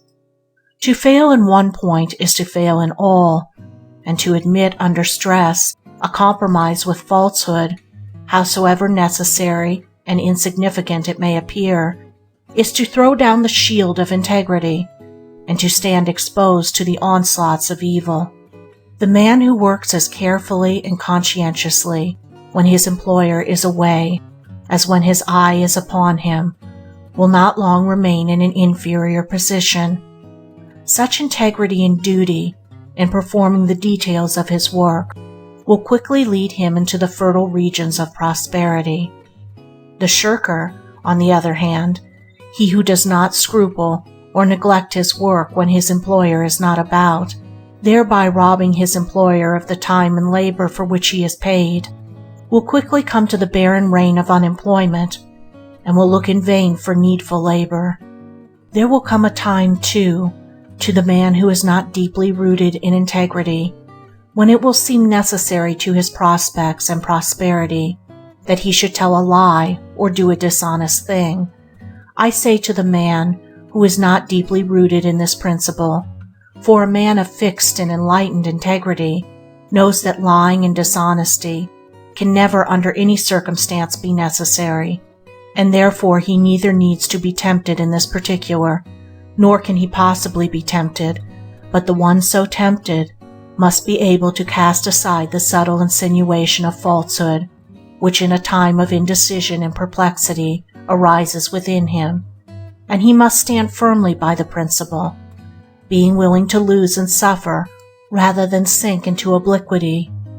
In this way only can he become enlightened concerning this moral principle, and discover the glad truth that integrity does not lead to loss and suffering, but to gain and joy, that honesty and deprivation are not and cannot be related as cause and effect. It is this willingness to sacrifice, rather than be untrue, that leads to enlightenment in all spheres of life, and the man who, rather than sacrifice some selfish aim, will lie or deceive, has forfeited his right to moral enlightenment, and takes his place lower down among the devotees of deceit, among the doers of shady transactions, than men of no character and no reputation. A man is not truly armored with integrity until he has become incapable of lying or deceiving, either by gesture, word, or act, until he sees clearly, openly, and freed from all doubt the deadly effects of such moral turpitude. The man so enlightened is protected from all quarters, and he can no more be undermined by dishonest men than the sun can be pulled down from the heaven by madmen, and the arrows of selfishness and treachery that may be poured upon him will rebound from the strong armor of his integrity and the bright shield of his righteousness, leaving him unharmed and untouched. A lying tradesman will tell you that no man can thrive and be honest in these days of keen competition. How can such a man know this, seeing that he has never tried honesty? Moreover, such a man has no knowledge of honesty, and his statement is therefore a statement of ignorance, and ignorance and falsehood so blind a man that he foolishly imagines all are as ignorant and false as himself. I have known such tradesmen, and I have seen them come to ruin. I once heard a businessman make the following statement in a public meeting: "No man can be entirely honest in business. He can only be approximately honest." He imagined that his statement revealed the condition of the business world. It did not. It revealed his own condition. He was merely telling his audience that he was a dishonest man, but his ignorance, moral ignorance, prevented him from seeing this. Approximate honesty is only another term for dishonesty. The man who deviated a little from the straight path will deviate more. He has no fixed principle of right and is only thinking of his own advantage. That he persuades himself that his particular dishonesty is of a white and harmless kind, and that he is not so bad as his neighbor, is only one of the many forms of self-delusion which ignorance of moral principle creates. Right doing between men, in the varied relations and transactions of life, is the very soul of integrity. It includes, but is more than, honesty. It is the backbone of human society and the support of human institutions. Without it there would be no trust, no confidence between men, and the business world would topple to its fall.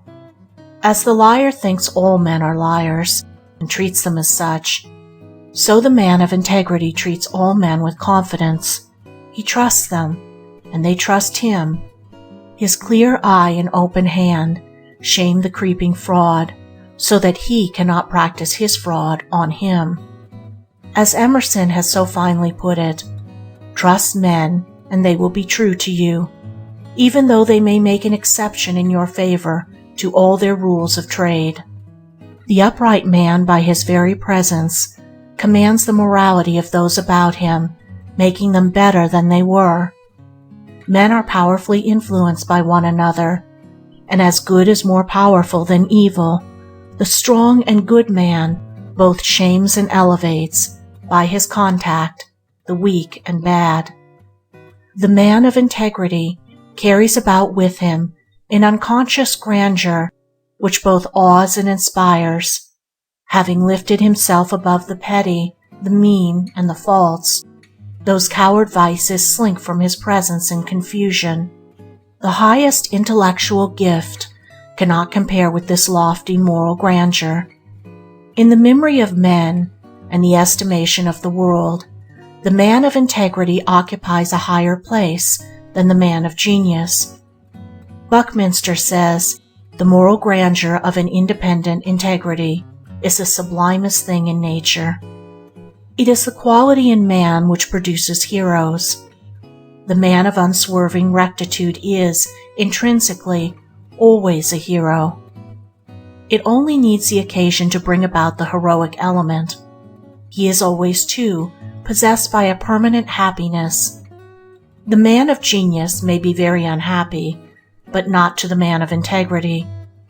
Nothing, nor sickness, nor calamity, nor death, can deprive him of that permanent satisfaction which inheres in uprightness.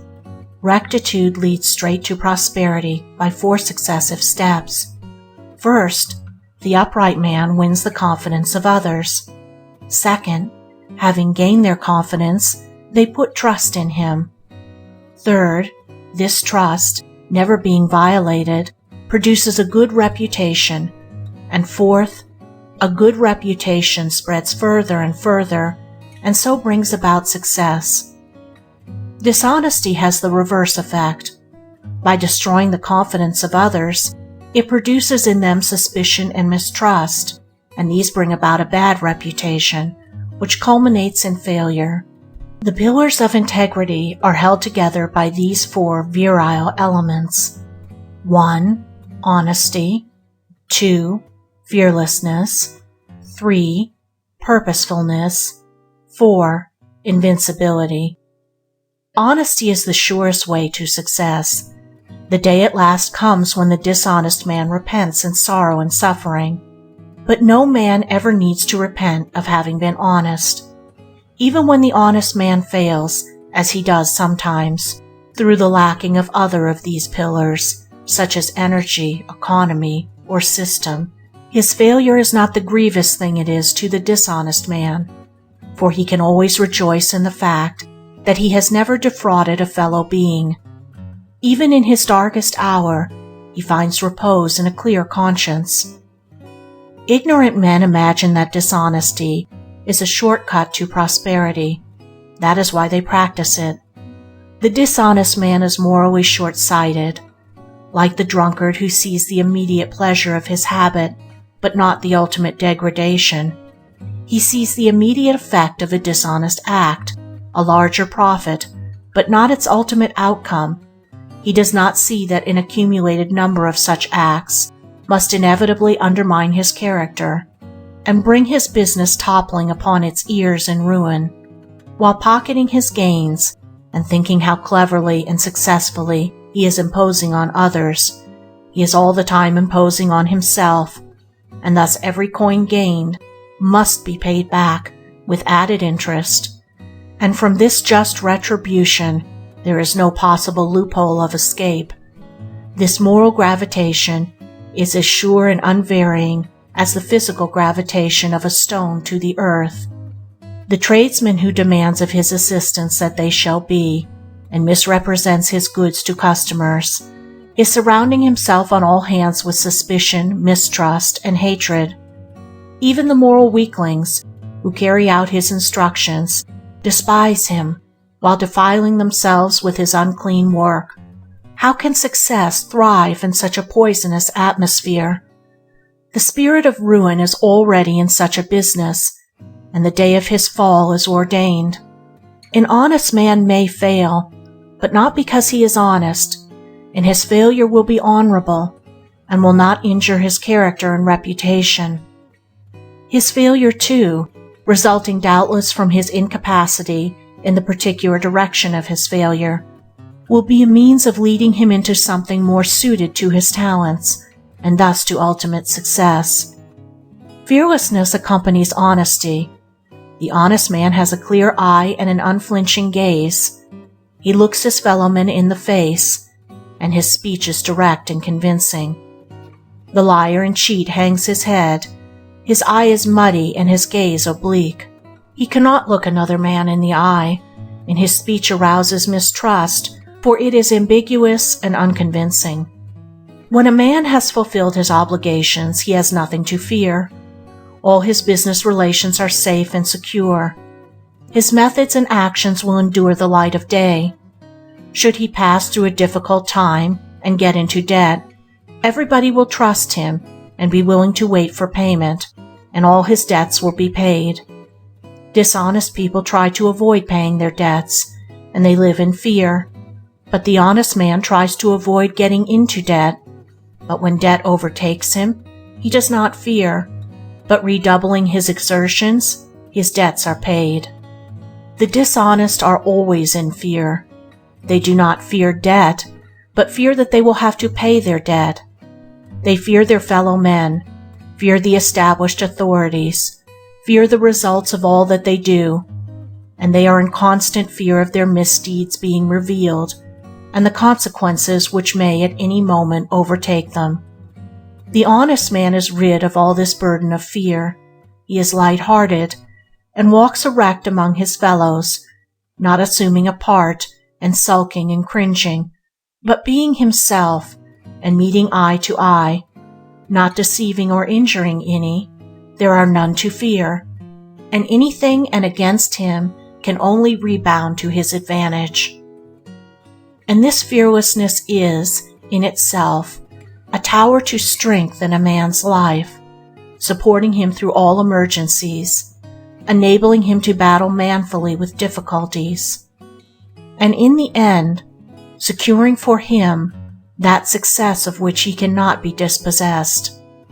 Purposefulness is the direct outcome of that strength of character which integrity fosters. The man of integrity is the man of direct aims and strong and intelligent purposes. He does not guess and work in the dark. All his plans have in them some of that moral fiber of which his character is wrought. A man's work will always come in some way to reflect himself, and the man of sound integrity is the man of sound plan. He weighs and considers and looks ahead, and so is less likely to make serious mistakes or to bungle into a dilemma from which it is difficult to escape. Taking a moral view of all things, and always considering moral consequences, he stands on a firmer and more exalted ground than the man of mere policy and expedience. and while commanding a more extended view of any situation, he wields the greater power which a more comprehensive grasp of details with the principles involved confers upon him. Morality always has the advantage of expediency. Its purposes always reach down far below the surface and are therefore more firm and secure, more strong and lasting. There is a native directness, too, about integrity, which enables the man to get straight to the mark in whatever he does, and which makes failure almost impossible. Strong men have strong purposes, and strong purposes lead to strong achievements. The man of integrity is above all men strong, and his strength is manifested in that thoroughness with which he does the business of his life, thoroughness which commands respect, admiration, and success. Invincibility is a glorious protector, but it only envelops the man whose integrity is perfectly pure and unassailable. Never to violate, even in the most insignificant particular, the principle of integrity, is to be invincible against all the assaults of innuendo, slander, and misrepresentation.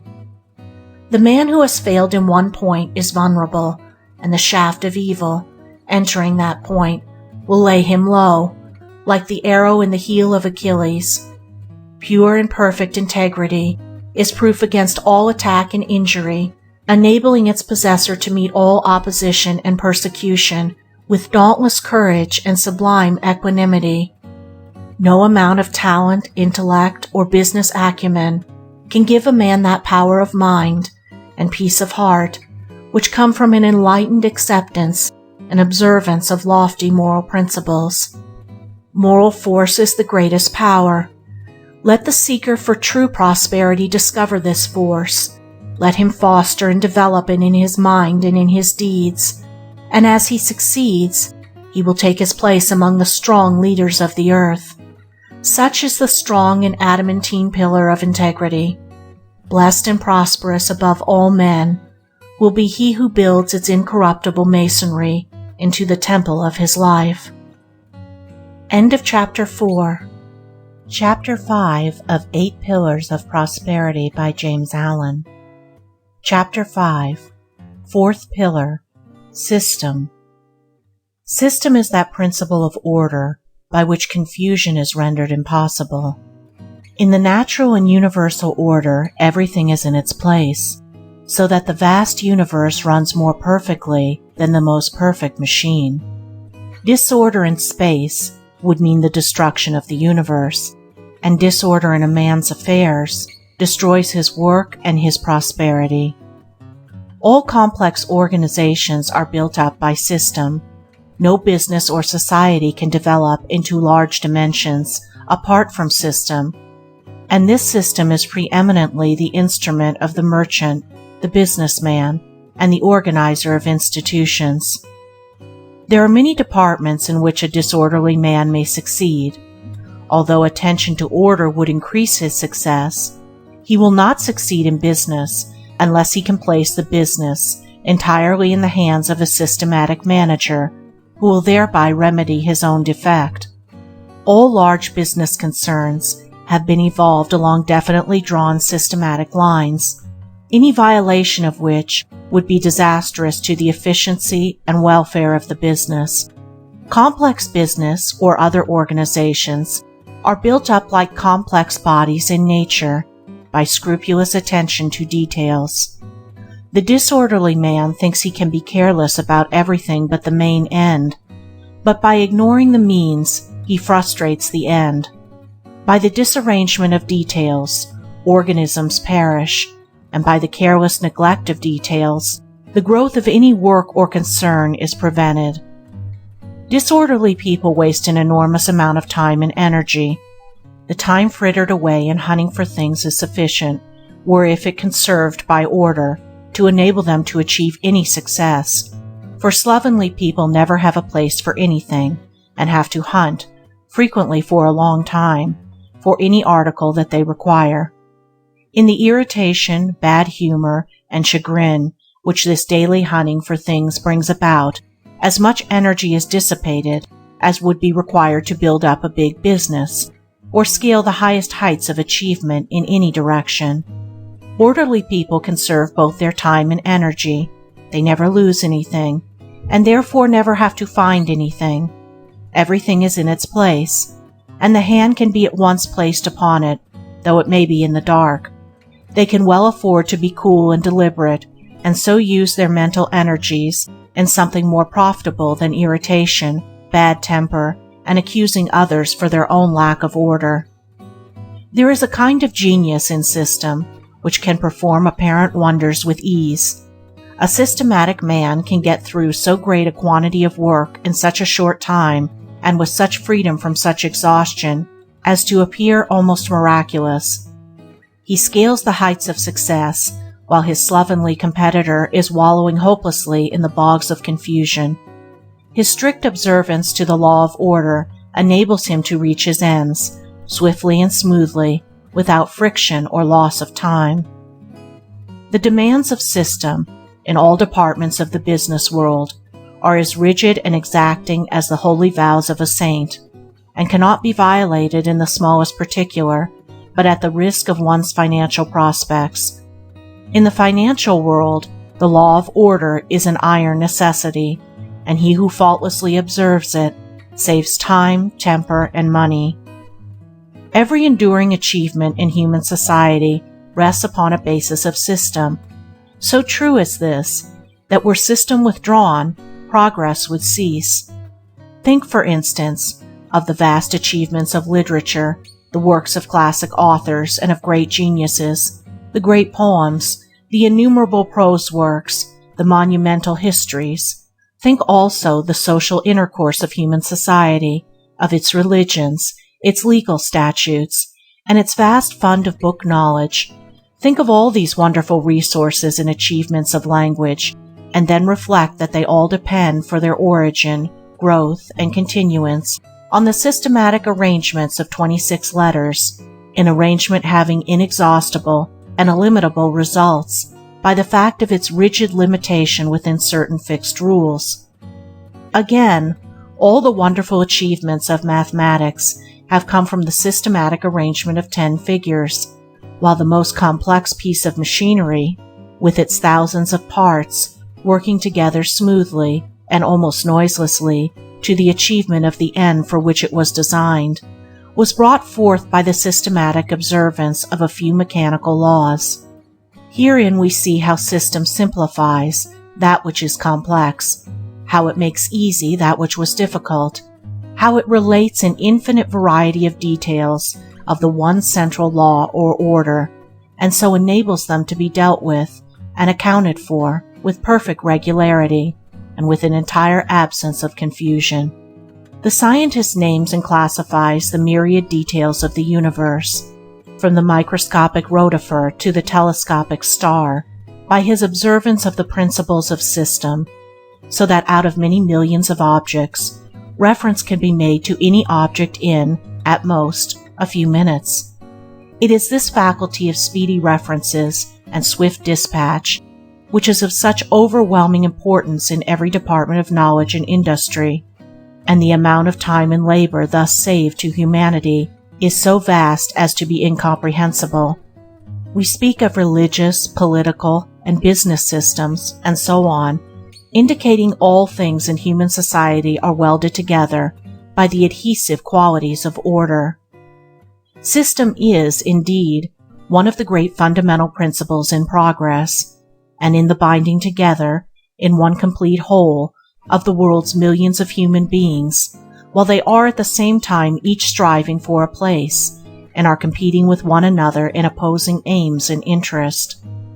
We see here how system is allied with greatness, for the many separate units whose minds are untrained to the discipline of system are kept in their places by the organizing power of the comparatively few who perceive the urgent and inescapable necessity for the establishment of fixed and inviolable rules, whether in business, law, religion, science, or politics, in fact, in every sphere of human activity, for immediately when two human beings meet together, they need some common ground of understanding for the avoidance of confusion, In a word, some system to regulate their actions.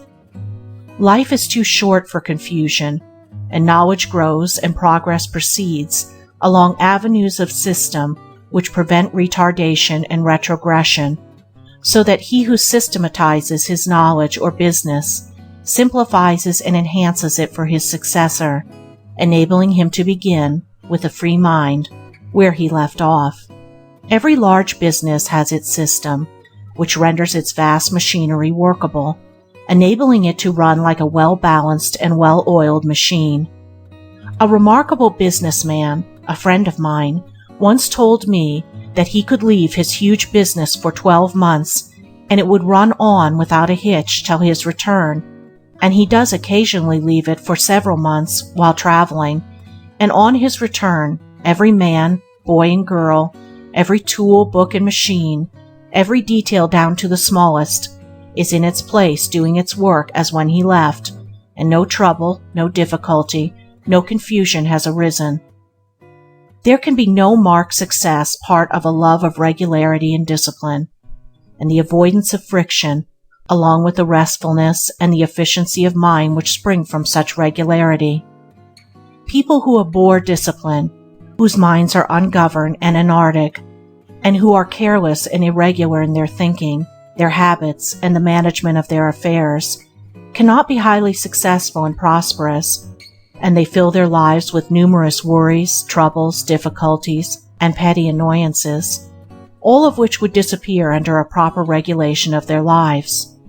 An unsystematic mind is an untrained mind, and it can no more cope with well-disciplined minds in the race of life than an untrained athlete can successfully compete with a carefully trained competitor in athletic races. The ill-disciplined mind, who thinks anything will do, rapidly falls behind the well-disciplined minds, who are convinced that only the best will do in the strenuous race for the prizes of life, whether they be material, mental, or moral prizes. The man who, when he comes to do his work, is unable to find his tools, or balance his figures, or to find the key of his desk, or the key to his thoughts, will be struggling in his self-made toils, while his methodical neighbor will be freely and joyfully scaling the invigorating heights of successful achievement. The businessman whose method is slovenly, or cumbersome, or behind the most recent developments of skilled minds, should only blame himself as his prospects are decadent, and should wake up to the necessity for more highly specialized and effective methods in his concern. He should seize upon everything, every invention and idea that will enable him to economize time and labor, and aid him in thoroughness, deliberation, and dispatch. System is the law by which everything, every organism, business, character, nation, empire, is built. By adding cell to cell, department to department, thought to thought, law to law, and colony to colony, in orderly sequence and classification, all things, concerns, and institutions grow in magnitude and evolve to completeness. The man who is continually improving his methods is gaining in building power. It therefore behooves the businessman to be resourceful and inventive in the improvement of his methods, for the builders, whether of cathedrals or characters, business or religions, are the strong ones of the earth, the protectors and pioneers of humanity. The systematic builder is a creator and preserver, while the man of disorder demolishes and destroys, and no limit can be set to the growth of a man's powers, the completeness of his character, the influence of his organization, or the extent of his business, if he but preserve intact the discipline of order, and have every detail in its place, keep every department to its special task, and tabulate and classify with such efficiency and perfection as to enable him at any moment to bring under examination or into requisition to the remotest detail in connection with his special work. In system is contained these 4 ingredients: 1. Readiness, 2. Accuracy, 3. Utility, 4. Comprehensiveness. Readiness is aliveness. It is that spirit of alertness by which a situation is immediately grasped and dealt with. The observance of system fosters and develops this spirit. The successful general must have the power of readily meeting any new and unlooked-for move on the part of the enemy. So every businessman must have the readiness to deal with any unexpected development affecting his line of trade. And so also must the man of thought be able to deal with the details of any new problems which may arise. Dilatoriness is a vice that is fatal to prosperity, for it leads to incompatibility and stupidity. The men of ready hands, ready hearts, and ready brains, who know what they are doing, do it methodically, skillfully, and with smooth yet consummate dispatch, are the men who need to think little of prosperity as an end, for it comes to them whether they seek it or not. Success runs after them and knocks at their door, and they unconsciously command it by the superb excellence of their faculties and methods. Accuracy is of supreme importance in all commercial concerns and enterprises, but there can be no accuracy apart from system, and a system which is more or less imperfect will involve its originator in mistakes, more or less disastrous, until he improves it. Inaccuracy is one of the commonest failings, because accuracy is closely allied to self-discipline, and self-discipline, along with that glad subjection to external discipline which it involves, is an indication of high moral culture to which the majority have not yet attained. If the inaccurate man will not willingly subject himself to the discipline of his employer or instructor, but thinks he knows better, his failing can never be remedied, and he will thereby bind himself down to an inferior position, if in the business world, or to imperfect knowledge, if in the world of thought. The prevalence of the vice of inaccuracy, and in view of its disastrous effect, it must be regarded as a vice, though perhaps one of the lesser vices, is patent to every observer in the way in which the majority of people relate a circumstance or repeat a simple statement of fact. It is nearly always made untrue by more or less marked inaccuracies. Few people, perhaps, not reckoning those who deliberately lie, have trained themselves to be accurate in what they say, or are so careful as to admit and state their liability to error. And from this common form of inaccuracy, many untruths and misunderstandings arise. More people take pains to be accurate in what they do than in what they say, but even here inaccuracy is very common, rendering many inefficient and incompetent, and unfitting them for any strenuous and well-sustained endeavor. The man who habitually uses up a portion of his own or his employer's time in trying to correct his errors, or for the correction of those mistakes another has to be employed, is not the man to maintain any position in the workaday world, much less to reach a place among the ranks of the prosperous. There never yet lived a man who did not make some mistakes on his way to his particular success, but he is the capable and right-minded man who perceives his mistakes and quickly remedies them, and who is glad when they are pointed out to him. It is habitual and persistent, inaccuracy which is a vice, and he is the incapable and wrong-minded man who will not see or admit his mistakes, and who takes offense when they are pointed out to him. The progressive man learns by his own mistakes, as well as by the mistakes of others. He is always ready to test good advice by practice, and aims at greater and ever greater accuracy in his methods, which means higher and higher perfection, for accuracy is perfect, and the measure of a man's accuracy will be the measure of his uniqueness and perfection. Utility, or usefulness, is the direct result of method in one's work. Labor arrives at fruitful and profitable ends when it is systematically pursued. If the gardener is to gather in the best produce, he must not only sow and plant, but he must sow and plant at the right time, and if any work is to be fruitful in results, it must be done seasonably, and the time for doing a thing must not be allowed to pass by. Utility considers the practical end, and employs the best means to reach that end. It avoids side issues, dispenses with theories, and retains its hold only on those things which can be appropriated to good use, and the economy of life. Unpractical people burden their minds with useless and unverifiable theories, and court failure by entertaining speculations, which by their very nature cannot be applied in practice. The man whose powers are shown in what he does, and not in mere talking or arguing, avoids metaphysical quibbling and quandaries, and applies himself to the accomplishment of some good and useful end. That which cannot be reduced to practice should not be allowed to hamper the mind. It should be thrown aside, abandoned, and ignored.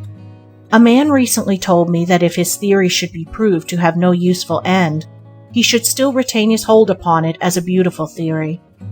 If a man chooses to cling to so-called beautiful theories, which are proved to have no use in life and no substantial basis of reality, he must not be surprised if he fails in his worldly undertakings, for he is an unpractical man.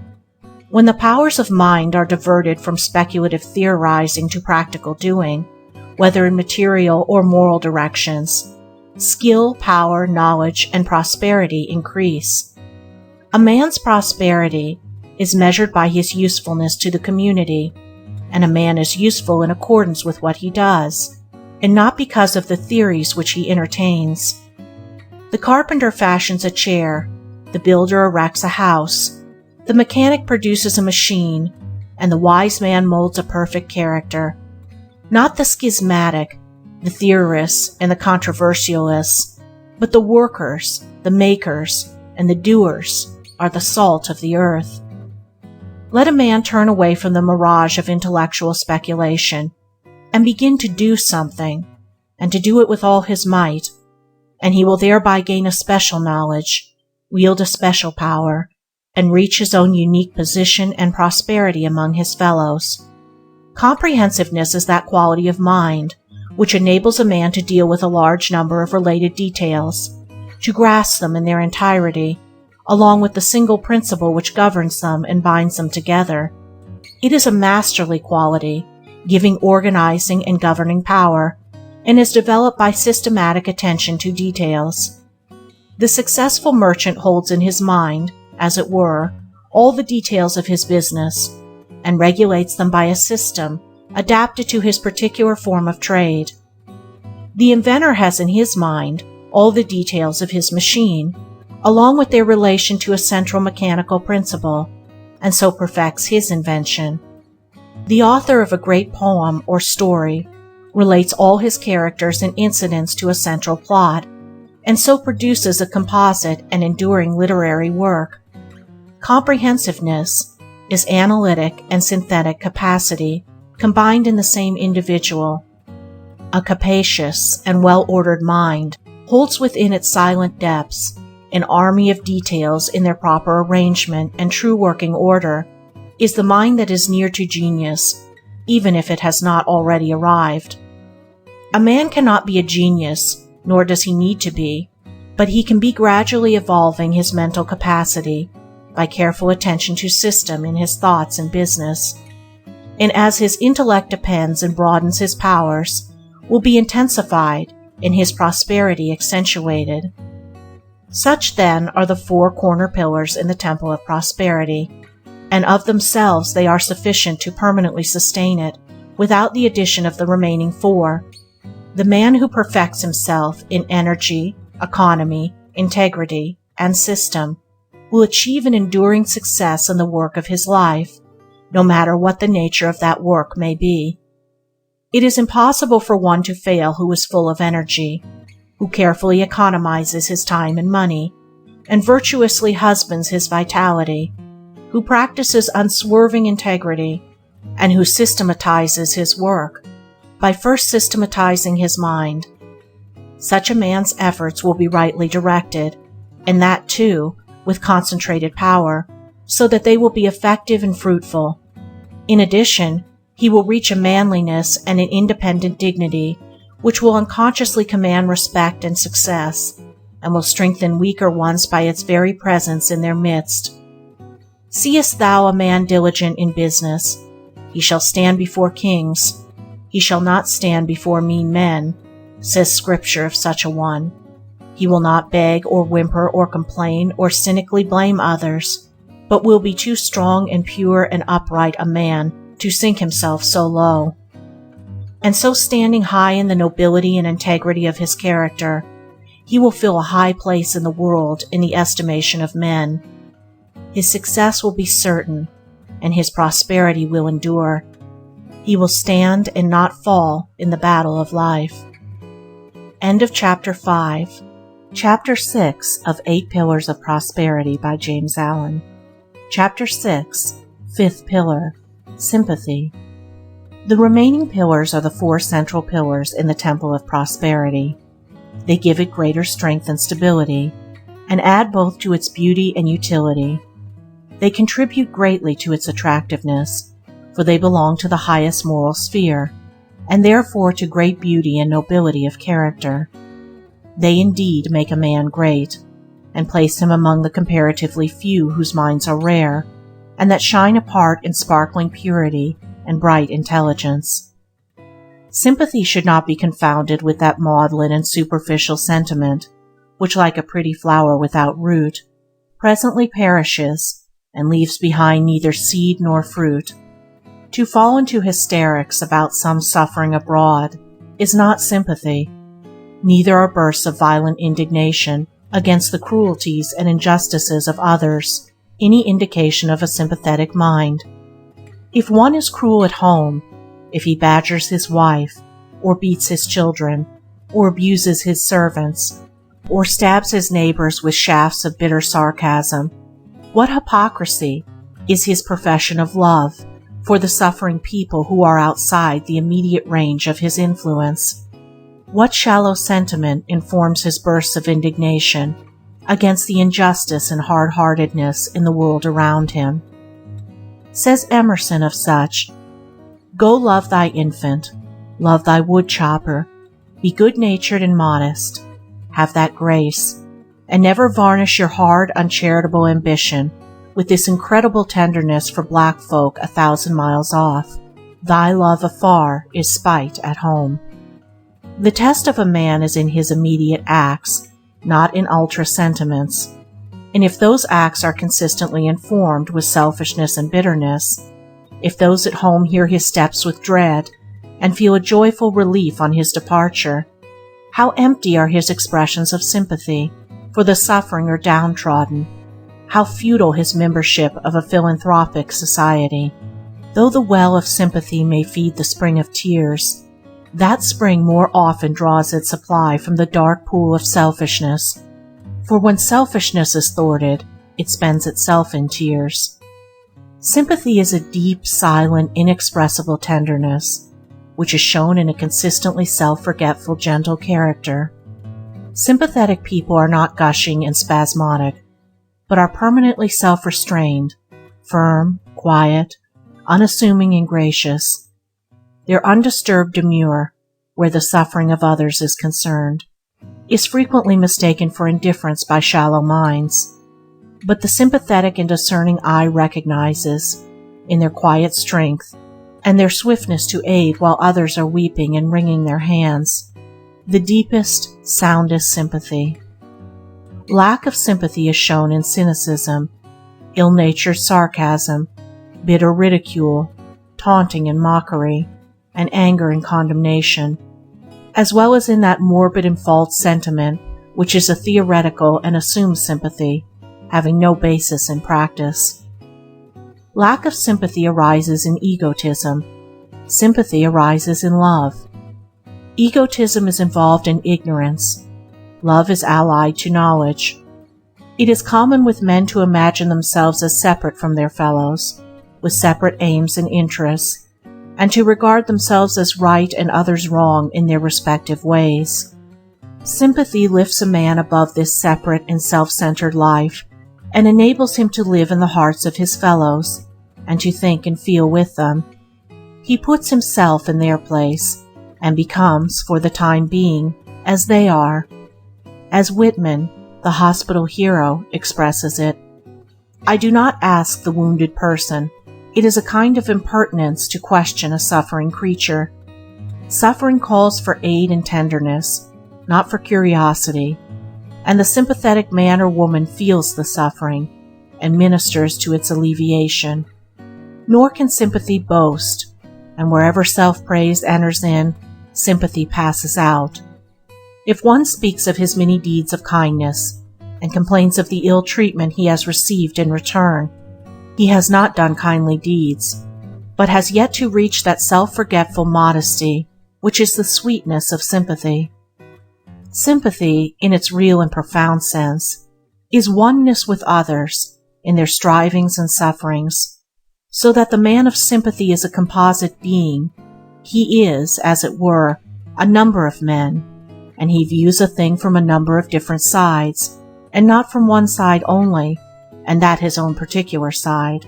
He sees with other men's eyes, hears with their ears, thinks with their minds, and feels with their hearts. He is thus able to understand men who are vastly different from himself. The meaning of their lives is revealed to him, and he is united to them in the spirit of goodwill. Said Balzac, "The poor fascinate me. Their hunger is my hunger. I am with them in their homes. Their privations I suffer. I feel the beggar's rags upon my back. I for the time become the poor and despised man." It reminds us of the saying of one greater than Balzac, that a deed done for a suffering little one was done for him. And so it is. Sympathy leads us to the hearts of all men, so that we become spiritually united to them, and when they suffer we feel the pain. When they are glad we rejoice with them. When they are despised and persecuted, we spiritually descend with them into the depths, and take into our hearts their humiliation and distress. And he who has this binding, uniting spirit of sympathy can never be cynical and condemnatory, can never pass thoughtless and cruel judgments upon his fellows, because in his tenderness of heart he is ever with them in their pain. But to have reached this ripened sympathy, it must be that one has loved much, suffered much, and sounded the dark depths of sorrow. It springs from acquaintance with the profoundest experiences, so that a man has had conceit, thoughtlessness, and selfishness burnt out of his heart. No man can have true sympathy who has not been, in some measure at least, a man of sorrows, and acquainted with grief. But the sorrow and grief must have passed, must have ripened into a fixed kindness and habitual calm. To have suffered so much in a certain direction that suffering is finished, and only its particular wisdom remains, enables one, wherever that suffering presents itself, to understand and deal with it by pure sympathy. And when one has been perfected by suffering in many directions, he becomes a center of rest and healing for the sorrowing and broken-hearted who are afflicted with the afflictions which he has experienced and conquered. As a mother feels the anguish of her suffering child, so the man of sympathy feels the anguish of suffering men. Such is the highest and holiest sympathy, but a sympathy much less perfect is a great power for good in human life, and a measure of it everywhere and every day is needed. While rejoicing in the fact that in every walk of life there are truly sympathetic people, one also perceives that harshness, resentment, and cruelty that are all too common. These hard qualities bring their own sufferings, and there are those who fail in their business or particular work entirely because of the harshness of their disposition.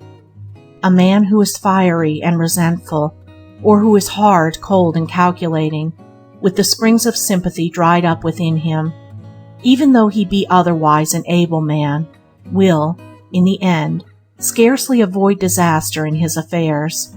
His heated folly in the one case, or cold cruelty in the other, will gradually isolate him from his fellows, and from those who are immediately related to him in his particular avocation, so that the elements of prosperity will be eliminated from his life, leaving him with a lonely failure, and perhaps a hopeless despair. Even in ordinary business transactions, sympathy is an important factor, for people will always be attracted to those who are of a kindly and genial nature, preferring to deal with them rather than with those who are hard and forbidding. In all spheres where direct personal contact plays an important part, the sympathetic man with average ability will always take precedence of the man of greater ability, but who is unsympathetic.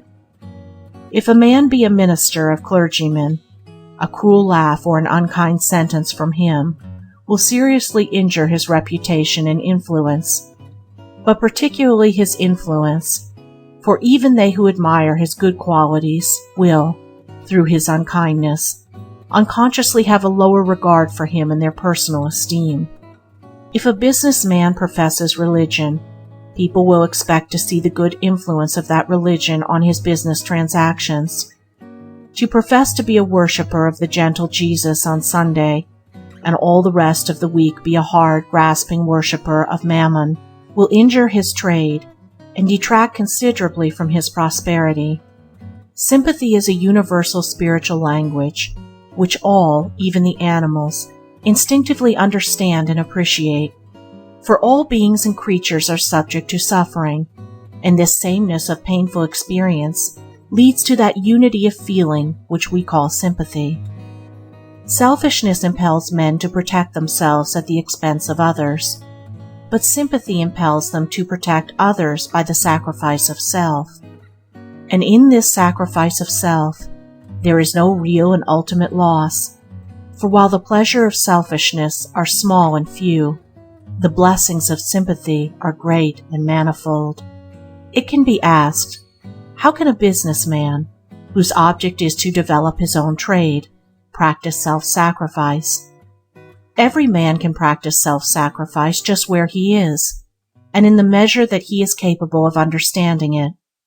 If one contends that he cannot practice a virtue, for were his circumstances different, he would still have the same excuse. Diligence in business is not incompatible with self-sacrifice, for devotion to duty, even though that duty be trade, is not selfishness, but may be an unselfish devotion. I know a businessman who, when a competitor who had tried to cut him out of business, cut himself out and failed, set that same competitor up in business again. Truly a beautiful act of self-sacrifice, and the man that did it is today one of the most successful and prosperous of businessmen. The most prosperous commercial traveler I have ever known was overflowing with exuberant kindness and geniality. He was as innocent of all tricks of trade as a newborn infant, but his great heart and manly uprightness won for him fast friends wherever he went. Men were glad to see him come into their office or shop or mill, and not alone for the good embracing influence he brought with him, but also because his business was sound and trustworthy. This man was successful through sheer sympathy, but sympathy so pure and free from policy that he himself would probably have denied that his success could be attributed to it. Sympathy can never hinder success. It is selfishness that blights and destroys. As goodwill increases, man's prosperity will increase. All interests are mutual, and stand or fall together, and as sympathy expands the heart, it extends the circle of influence, making blessings, both spiritual and material, to more greatly abound. Fourfold are the qualities which make up the great virtue of sympathy, namely, 1. Kindness, 2. Generosity, 3. Gentleness, 4. Insight. Kindness, when fully developed, is not a passing impulse but a permanent quality. An intermittent and unreliable impulse is not kindness, though it often goes under that name. There is no kindness in praise if it be followed by abuse. The love which seems to prompt the spontaneous kiss will be of little account if it be associated with a spontaneous spite. The gift which seems so gracious will lose its value should the giver afterwards wish its value in return. To have one's feelings aroused to do a kind action toward another by some external stimulus pleasing to oneself, and shortly afterwards to be swayed to the other extreme towards the same person by an external event unpleasing to oneself, should be regarded as weakness of character. It is also a selfish condition, to be thinking of oneself only. A true kindness is unchangeable and needs no external stimulus to force it into action. It is a well from which thirsty souls can always drink, and it never runs dry. Kindness, when it is a strong virtue, is bestowed not only on those who please us, but also upon those whose actions go contrary to our wish and will, and is a constant and never-varying glow of genial warmth. There are some actions of which men repent. Such are all unkind actions. There are other actions of which men do not repent, and such are all kind actions. The day comes when men are sorry for the cruel things they said and did, but the day of gladness is always with them for the kindly things they have said and done. Unkindness mars a man's character. It mars his face as time goes on, and it mars that perfection of success which he would otherwise reach. Kindness beautifies the character, it beautifies the face with the growth of years, and it enables a man to reach that perfection of success to which his intellectual abilities entitle him. A man's prosperity is mellowed and enriched by the kindness of his disposition. Generosity goes with a larger-hearted kindness. If kindness be the gentle sister, generosity is the strong brother. A free, open-handed, and magnanimous character is always attractive and influential. Stinginess and meanness always repel. They are dark, cramped, narrow, and cold. Kindness and generosity always attract. They are sunny, genial, open, and warm. That which repels makes for isolation and failure. That which attracts makes for union and success. Giving is as important a duty as getting, and he who gets all he can and refuses to give will at last be unable to get, for it is as much a spiritual law that we cannot get unless we give, as that we cannot give unless we get. Giving has always been taught as a great and important duty by all religious teachers. This is because giving is one of the highways of personal growth and progress. It is a means by which we attain to greater and greater unselfishness, and by which we prevent the falling back into selfishness. It implies that we recognize our spiritual and social kinship with our fellow men, and are willing to part with a position of that which we have earned or possess, for a man who, the more he gets, hungers for more still, and refuses to loosen his grasp upon his accumulating store, like a wild beast with its prey, is retrogressing. He is shutting himself out from all the higher joy-giving qualities, and from free and life-giving communion with unselfish, happy human hearts. Dickinson's Scrooge in A Christmas Carol represents the condition of such a man with graphic vividness and dramatic force. Our public men in England today, probably also in America, are nearly all, I think I might say all, for I have not yet met an exception, great givers. These men, Lord Mayors, magistrates, town and city councillors, and all men fulfilling responsible public offices, being men who have been singularly successful in the management of their own private affairs, are considered the best men for the management of public affairs, and numerous noble institutions throughout the land are perpetual witnesses to the munificence of their gifts. Nor have I been able to find any substantial truth in accusation, so often hurled against such men by the envious and unsuccessful, that their riches are made unjustly. Without being perfect men, they are an honorable class of manly, vigorous, generous, and successful men who have acquired riches and honor by sheer industry, ability, and uprightness.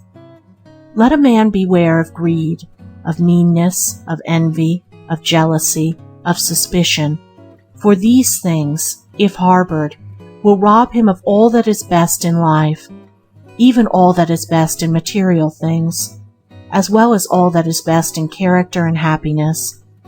Let him be liberal of heart and generous of hand, magnanimous and trusting, not only giving cheerfully and often of his substance, but allowing his friends and fellow men freedom of thought and action.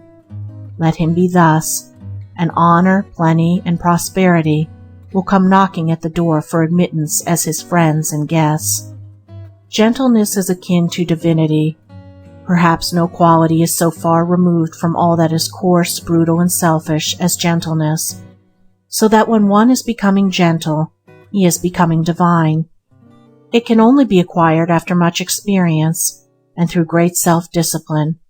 It only becomes established in a man's heart when he has controlled and brought into subjection his animal voice, a distinct, firm, but quiet enunciation, and freedom from excitement, vehemence, or resentment in particularly aggravating circumstances. If there is one quality which, above all others, should distinguish the religious man, it is the quality of gentleness, for it is the hallmark of spiritual culture. The rudely aggressive man is an affront to cultivated minds and unselfish hearts. Our word gentleman has not altogether departed from its original meaning. It is still applied to one who is modest and self-restrained, who is considerate for the feelings and welfare of others. A gentle man, whose good behavior is prompted by thoughtfulness and kindliness, is always loved, whatever may be his origin. Quarrelsome people make a display in their bickering and recriminations of their ignorance and lack of culture. The man who has perfected himself in gentleness never quarrels. He never returns the hard word. He leaves it alone, or meets it with a gentle word, which is far more powerful than wrath. Gentleness is wedded to wisdom, and the wise man has overcome all anger in himself, and so understands how to overcome it in others. The gentleman is saved from most of the disturbances and turmoils with which uncontrolled men afflict themselves. While they are wearing themselves out with wasteful and needless strain, he is quiet and composed, and such quietness and composure are strong to win in the battle of life. Insight is the gift of sympathy. The sympathetic mind is the profoundly perceiving mind. We understand by experience and not by argument. Before we can know a thing or being, our life must touch its or his life. Argument analyzes the outer skin, but sympathy reaches to the heart. The cynic sees the hat and coat and thinks he sees the man. The sympathetic seer sees the man and is not concerned with the hat and coat. In all kinds of hatred, there is a separation by which each misjudges the other. In all kinds of love, there is a mystic union by which each knows the other. Sympathy, being the purest form of this, the greatest poet, because he has the largest heart. No other figure in all literature has shown such a profound knowledge of the human heart, and of nature both animate and inanimate. The personal Shakespeare is not to be found in his works. He is merged by sympathy into his characters. The wise man and the philosopher, the madman and the fool, the drunkard and the harlot, these he, for the time into their particular experiences, knew them better than they knew themselves. Shakespeare has no partiality, no prejudice. His sympathy embraces all, from the lowest to the highest. Prejudice is the great barrier to sympathy and knowledge. It is impossible to understand those against whom one harbors a prejudice. We only see men and things as they are when we divest our minds of partial judgments. We become seers as we become sympathizers. Sympathy has knowledge for her companion. Inseparable are the feeling heart and the seeing eye. The man of pity is the man of prophecy. He whose heart beats in tune with all hearts, to him the contents of all hearts are revealed. Nor are past and future any longer insoluble mysteries to the man of sympathy. His moral insight apprehends the perfect round of human life. Sympathetic insight lifts a man into the consciousness of freedom, gladness, and power. His spirit inhales joy as his lungs inhale air. There are no longer any fears of his fellow men of competition, hard times, enemies, and the like. These groveling illusions have disappeared, and there has opened up before his awakened vision a realm of greatness and grandeur. End of Chapter 6. Chapter 7 of 8 Pillars of Prosperity by James Allen. Chapter 7. Sixth Pillar. Sincerity. Human society is held together by its sincerity. A universal falseness would beget a universal mistrust, which would bring about a universal separation, if not destruction. Life is made sane, wholesome, and happy by our deep-rooted belief in one another. If we did not trust men, we could not transact business with them, could not even associate with them. Shakespeare's Timon shows us the wretched condition of a man who through his own folly has lost all faith in the sincerity of human nature. He cuts himself off from the company of all men and finally commits suicide. Emerson has said something to the effect that if the trust system were withdrawn from commerce, society would fall to pieces, that system being an indication of the universal confidence men place in each other. Business, commonly supposed by the short-sighted and foolish to be all fraud and deception, is based on great trust, a trust that men will meet and fulfill their obligations. Payment is not asked until the goods are delivered, and the fact of the continuance of this system for ages proves that most men do pay their debts and have no wish to avoid such payment. Back of all its shortcomings, human society rests on a strong basis of truth. Its fundamental note is sincerity. Its great leaders are all men of superlative sincerity, and their names and achievements are not allowed to perish, a proof that the virtue of sincerity is admired by all the race. It is easy for the insincere to imagine that everyone is like themselves, and to speak of the rottenness of society, though how could a rotten thing endure age after age? For is not everything yellow to the jaundiced eye? People who cannot see anything good in the constitution of human society should overhaul themselves. Their trouble is near home. They call good evil. They have dwelt cynically and peevishly on evil until they cannot see good, and everything and everybody appears evil. Society is rotten from top to bottom, I heard a man say recently, and he asked me if I did not think so. I replied that I should be sorry to think so, that while society has many blemishes, it was sound at the core and contained within itself the seeds of perfection. Society, indeed, is so sound that the man who is playing a part for the accomplishment of entirely selfish ends cannot long prosper, and cannot fill any place as an influence.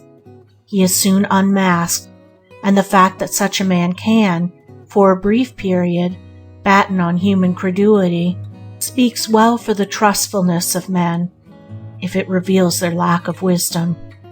An accomplished actor on the stage is admired, but the designing actor on the stage of life brings himself down to ignominy and contempt. In striving to appear what he is not, he becomes as one having no individuality, no character, and he is deprived of all influence, all power, all success. A man of profound sincerity is a great moral force, and there is no force, not even the highest intellectual force, that can compare with it. Men are powerful in influence according to the soundness and perfection of their sincerity.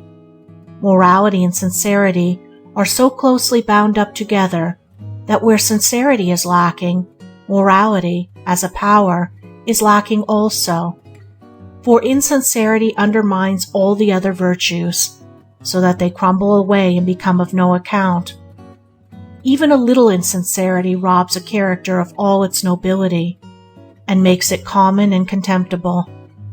Falseness is so despicable a vice, and no man of moral weight can afford to dally with petty compliments, or play the fool with trivial and howsoever light, in order to please, and he is no longer strong and admirable, but is become a shallow weakling, whose mind has no deep well of power from which men can draw, and no satisfying richness to stir them in a worshipful regard. Even they who are for the moment flattered with the painted lie, or pleased with the deftly woven deception, will not escape those permanent undercurrent influences which move the heart and shape the judgment to fixed and final issues, while these designed illusions create but momentary ripples on the surface of the mind. "I am very pleased with his attentions," said a woman of an acquaintance, "but I would not marry him." "Why not?" she was asked. "He doesn't ring true," was the reply. Ring true, a term full of meaning. It has reference to the coin, which when tested by its ring emits a sound which reveals the sterling metal throughout, without the admixture of any base material. It comes up to the standard, and will pass anywhere and everywhere for its full value. So it is with men. Their words and actions emit their own peculiar influence. There is in them an inaudible sound, which all other men inwardly hear and instinctively detect. They know the false ring from the true, yet know not how they know. As the outer ear can make the most delicate distinctions in sounds, so the inner ear can make equally subtle distinctions between souls. None are ultimately deceived but the deceiver. It is the blind folly of the insincere that while flattering themselves upon their successful simulations, they are deceiving none but themselves. Their actions are laid bare before all hearts. There is at the heart of man a tribunal whose judgments do not miscarry. If the senses faultlessly detect, shall not the soul infallibly know?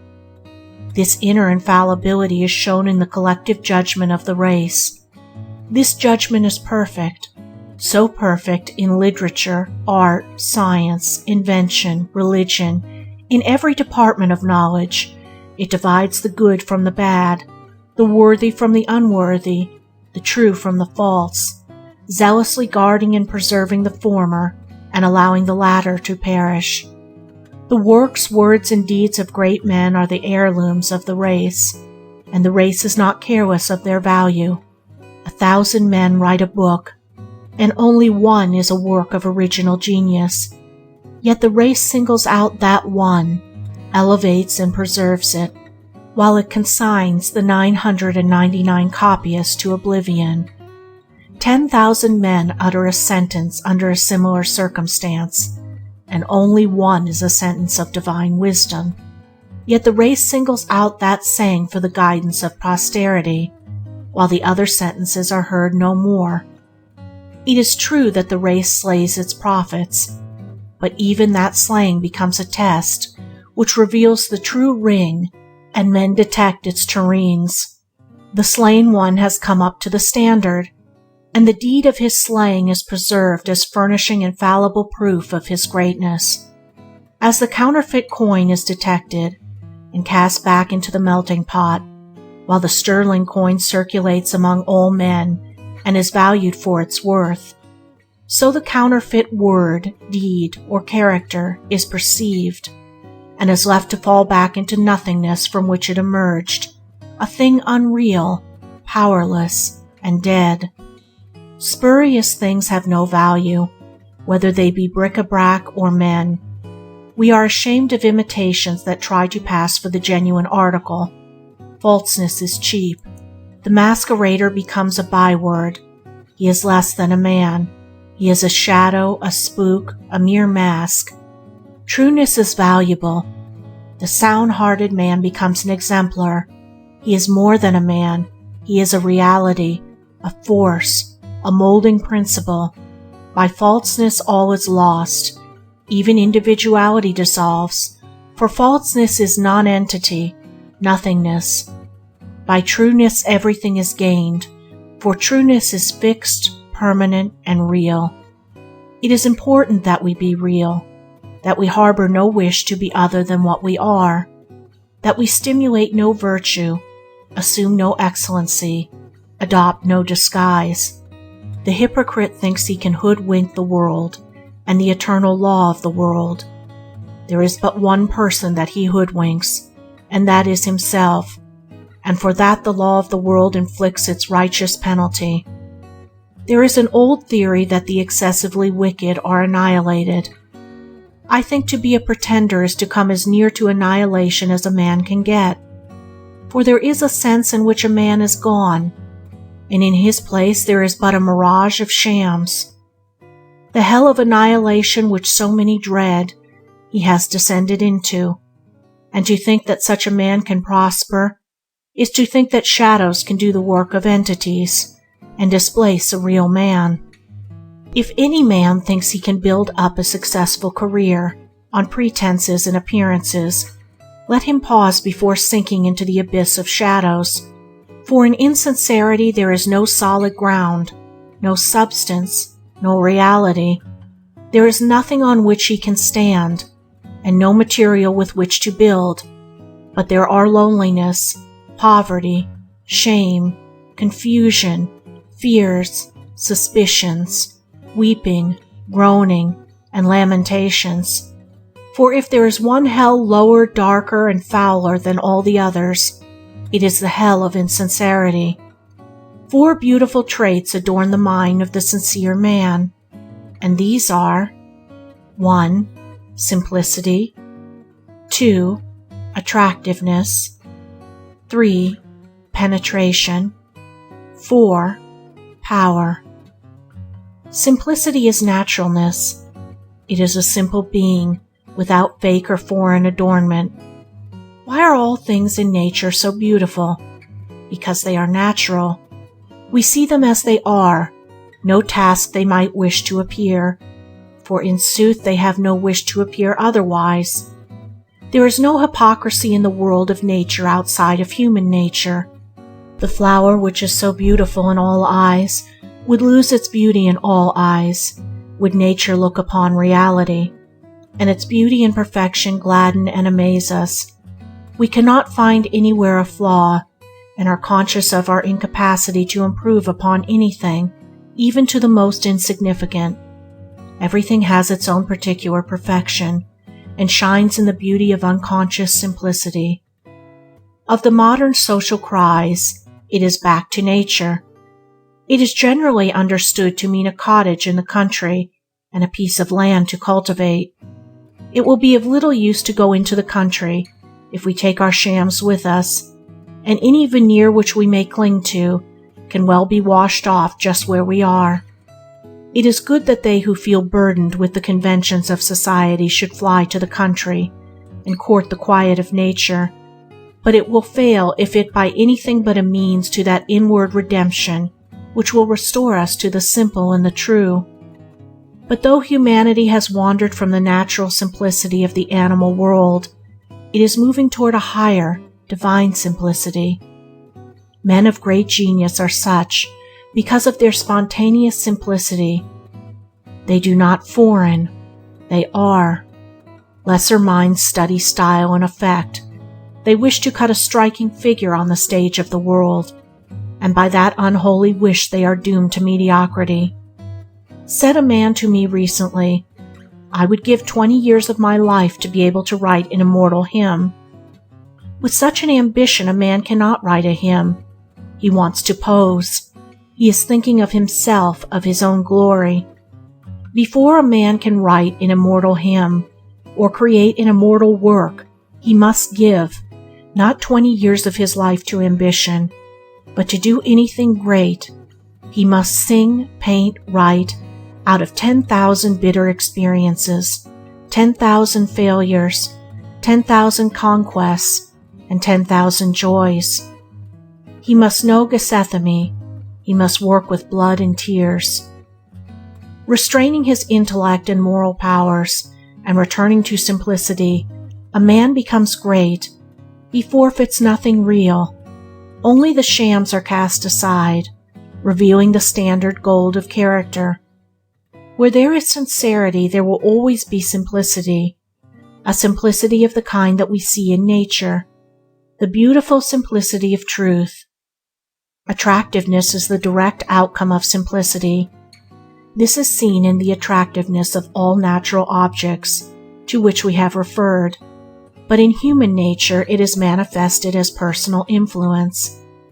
Of recent years, certain pseudo-mystics have been advertising to sell the secret of personal magnetism for so many dollars, by which they purport to show vain people how they can make themselves attractive to others by certain occult means, as though attractiveness can be bought and sold and put on and off like powder and paint. Nor are people who are anxious to be thought attractive likely to become so, for their vanity is a barrier to it. The very desire to be thought attractive is in itself a deception, and it leads to the practice of numerous deceptions. It infers, too, that such people are conscious of lacking the genuine attractions and graces of character, and are on the lookout for a substitute, but there is no substitute for beauty of mind and strength of character. Attractiveness, like genius, is lost by being coveted and possessed by those who are too solid and sincere of character to desire it. There is nothing in human nature, nor talent, nor intellect, nor affection, nor beauty of features, that can compare in attractive power with the soundness of mind and the wholeness of heart which we call sincerity. There is a perennial charm about a sincere man or woman, and they can draw about themselves the best specimens of human nature. There can be no personal charm apart from sincerity. Infatuation there may be, and is, but this is a kind of disease, and is vastly different from the indissoluble bond by which sincere people are attached.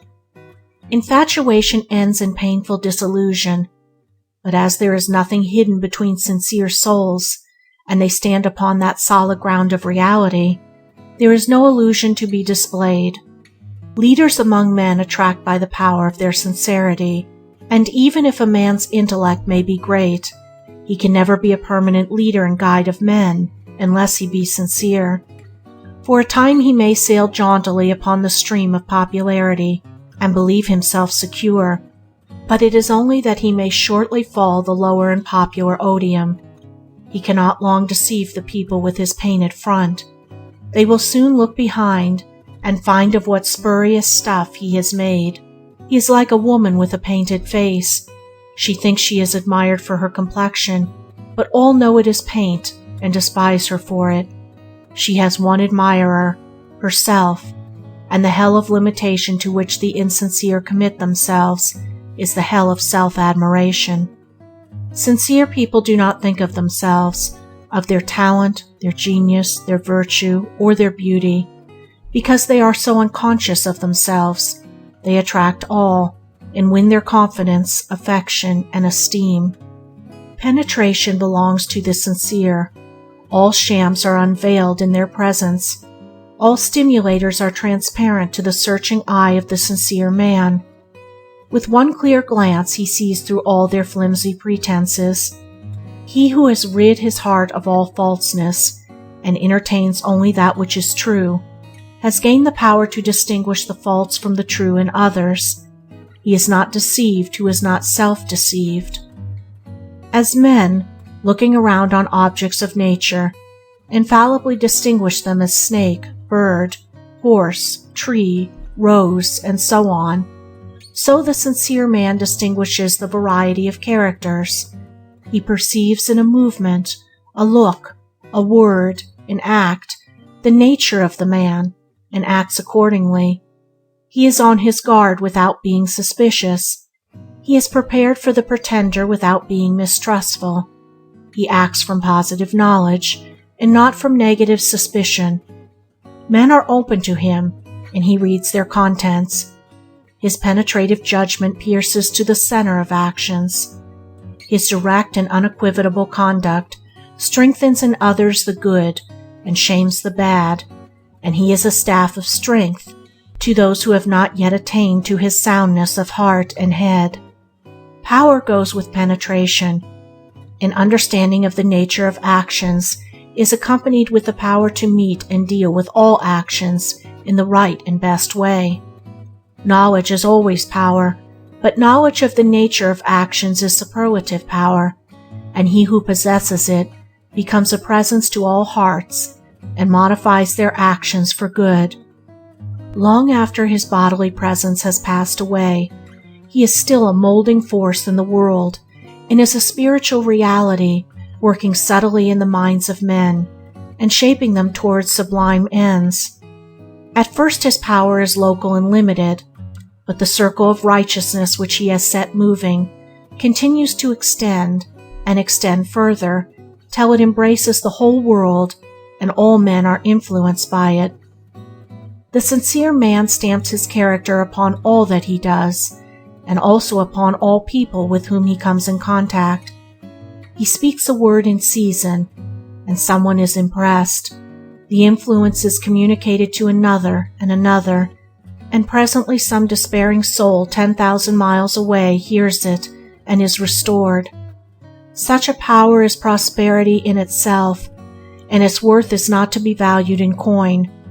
Money cannot purchase the priceless jewels of character, but labor and right doing can, and he who makes himself sincere, who acquires a robust soundness through his entire being, will become a man of singular success and rare power. Such is the strong pillar of sincerity. Its supporting power is so great that once it is completely erected, the temple of prosperity is secure.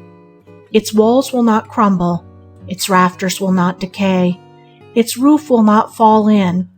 It will stand while the man lives, and when he has passed away, it will continue to afford a shelter and a home for others through many generations. End of Chapter 7, Chapter 8 of 8 Pillars of Prosperity by James Allen. Chapter 8, 7th Pillar, Impartiality. To get rid of prejudice is a great achievement. Prejudices pile obstacles in a man's way, obstacles to health, success, happiness, and prosperity, so that he is continually running up against imaginary enemies, who, when prejudice is removed, are seen to be a friend. Life, indeed, is a sort of obstacle race to the man of prejudice, a race wherein the obstacles cannot be negotiated, and the goal is not reached, whereas to the impartial man, life is a day's walk in a pleasant country, with refreshment and rest at the end of the day. To acquire impartiality, a man must remove that innate egotism which prevents him from seeing anything from any point of view other than his own. A great task, truly, but a notable one, and one that can be well begun now, even if it cannot be finished. Truth can remove mountains, and prejudice is a range of mental mountains beyond which the partisan does not see, and of which he does not believe there is any beyond. These mountains removed, however, opens to the view the unending vista of mental variety, blended in one glorious picture of light and shade, of color and tone, gladdening beholding eyes. By clinging to stubborn prejudice, what joys are missed, what friends are sacrificed, what happiness is destroyed, and what prospects are blighted. And yet freedom from prejudice is a rare thing. There are few men who are not prejudiced partisans upon the subjects which are of interest to them. One rarely meets a man that will dispassionately discuss his subject from both sides, considering all the facts and weighing all the evidence so as to arrive at truth on the matter. Each partisan has his own case to make out. He is not searching for truth, for he is already convinced that his own conclusion is the truth, and that all else is error, but he is defending his own case and striving for victory. Neither does he attempt to prove that he has the truth by a calm array of facts and evidence, but defends his position with more or less heat and agitation. Prejudice causes a man to form a conclusion, sometimes without any basis of fact or knowledge, and then to refuse to consider anything which does not support that conclusion, and in this way, prejudice is a complete barrier to the attainment of knowledge. It binds a man down to darkness and ignorance, and prevents the development of his mind in the highest and noblest directions. More than this, it shuts him out from communion with the best minds and confines him to the dark and solitary cell of his own egotism. Prejudice is shutting up the mind against the entrance of new light, against the perception of more beauty, against the hearing of diviner music. The partisan clings to his little fleeting, flimsy opinion and thinks it is the greatest thing in the world. He is so in love with his own conclusion, which is his only form of self-love, that he thinks all men ought to agree with him, and he regards men as more or less stupid who do not see as he sees, while he praises the good judgment of those who are with him in his view. Such a man cannot have knowledge, cannot have truth. He is confined to the sphere of opinion, to his own self-created illusions, which is outside the realm of reality.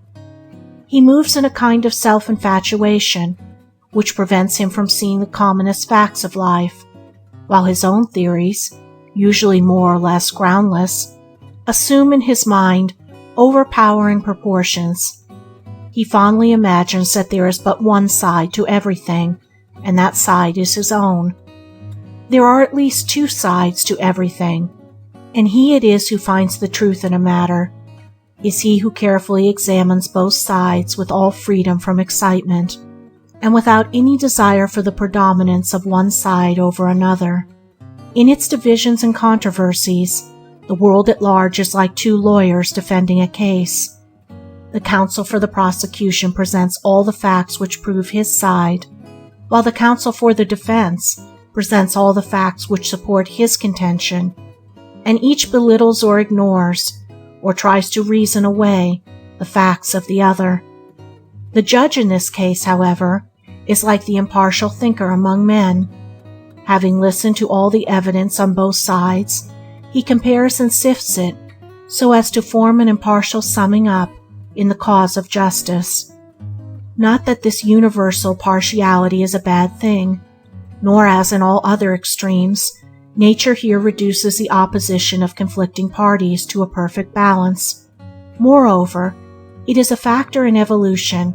It stimulates men to think who have not yet developed the power to rouse up vigorous thought at will, and it is a phase through which all men have to pass. But it is only a byway, and a tangled, confused, and painful one, toward the great highway of truth. It is the arc of which impartiality is the perfect round. The partisan sees a portion of the truth, and thinks it the whole, but the impartial thinker sees the whole truth, which includes all sides. It is necessary that we see truth in sections, as it were, until having gathered up all the parts, we may piece them together and form the perfect circle, and forming such a circle is the attainment of impartiality. The impartial man examines, weighs, and considers, with freedom from prejudice and from likes and dislikes. His one wish is to discover the truth. He abolishes preconceived opinions and lets facts and evidence speak for themselves. He makes no case to make out for himself, for he knows that truth is unalterable, that his opinions can make no difference to it, and that it can be investigated and discovered. He thereby escapes a vast amount of friction and nervous wear and tear to which the feverish partisan is subject, and in addition, he looks directly upon the face of reality, and so becomes tranquil and peaceful. So rare is freedom from prejudice, that wherever the impartial thinker may be, he is sure, sooner or later, to occupy a very high position in the estimation of the world, and in the guidance of its destiny. Not necessarily an office in worldly affairs, for that is improbable, but an exalted position in the sphere of influence. There may be such a one now, and he may be a carpenter, a weaver, a clerk. He may be in poverty or in the home of a millionaire. He may be short or tall, or of any complexion. But whatever and wherever he may be, he has, though unknown, already begun to move the world, and one day he will be universally recognized as a new force and creative center in evolution. There was one some 1900 years ago, He was only a poor, unlettered carpenter. He was regarded as a madman by his own relatives, and he came to the ignominious end in the eyes of his countrymen. But he sowed the seeds of an influence which has altered the whole world. There was another such in India some 25 centuries ago. He was accomplished, highly educated, was the son of a capitalist and landed proprietor, a petty king. He became a penniless, homeless mendicant, and today 1/3 of the human race worship at his shrine and are restrained and elevated by his influence. Beware when the great God lets loose a thinker on this plane, says Emerson, and a man is not a thinker who is bound by prejudice. He is merely the strenuous upholder of an opinion. Every idea must pass through the medium of his particular prejudice and receive its color, so that dispassionate thinking and impartial judgment are rendered impossible. Such a man sees everything only in its relation, or imagined relation, to his opinion, whereas the thinker sees things as they are. The man who has so purified his mind of prejudice and of all imperfections of egotism as to be able to look directly upon reality has reached the acme of power. He holds it in his hands, as it were, the vastest influence, and he will wield this power whether he knows it or not. It will be inseparable from his life, and will go from him as perfume from the flower. It will be in his words, his deeds, in his bodily postures and the motions of his mind, even in his silence and the stillness of his frame. Wherever he goes, even though he should fly to the desert, he will not escape this lofty destiny, for a great thinker is the center of the world. By him all men are held in their orbits, and all thought gravitates toward him. The true thinker lives above and beyond the seething whirlpool of passion in which mankind is engulfed. He is not swayed by personal consideration, for he has grasped the importance of impersonal principles, and thus being a non-combatant in the clashing warfare of egotistic desires, he can, from the vantage point of an impartial but not indifferent watcher, see both sides equally and grasp the cause and meaning of the fray.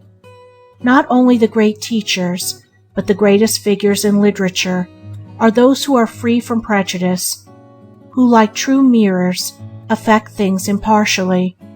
Such are Whitman, Shakespeare, Balzac, Emerson, Homer. These minds are not local, but universal. Their attitude is cosmic and not personal. They contain within themselves all things and beings, all worlds and laws. They are the gods who guide the race, and who will bring it at last out of its fever of passion and into their own serene land. The true thinker is the greatest of men, and his destiny is the most exalted. The altogether impartial mind has reached the divine, and it basks in the full daylight of reality. The four great elements of impartiality are: 1. Justice, 2. Patience, 3. Calmness, 4. Wisdom. Justice is the giving and receiving of equal values. What is called striking a hard bargain is a kind of theft. It means that the purchaser gives value for only a portion of his purchase, the remainder being appropriated as clear gain. The seller also encourages it by closing the bargain. The just man does not try to gain an advantage. He considers the true values of things and molds his transactions in accordance therewith. He does not let what will pay come before what is right, for he knows that what is right pays best in the end. He does not seek his own benefit to the disadvantage of another, for he knows that a just action benefits, equally and fully, both parties to a transaction. If one man's loss is another man's gain, it is only that the balance may be adjusted later on. Unjust gains cannot lead to prosperity, but are sure to bring failure. A just man could no more take from another an unjust gain by what is called a smart transaction that he could take it by picking his pocket. He would regard the one as dishonest as the other. The bargaining spirit in business is not the true spirit of commerce.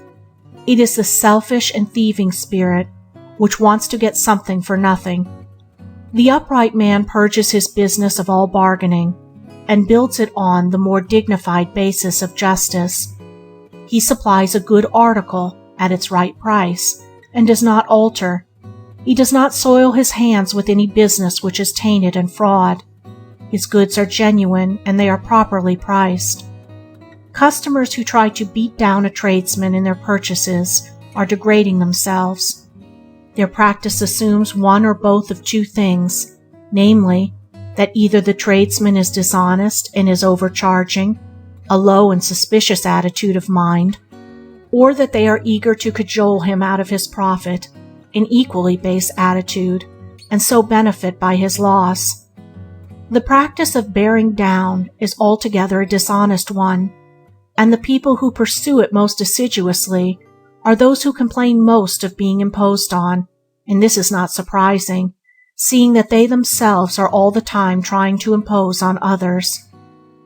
On the other hand, the tradesman who is anxious to get all he can out of his customers, irrespective of justice and the right value of things, is a kind of robber, and is slowly poisoning his success, for his deeds will assuredly come home to him in the form of financial ruin.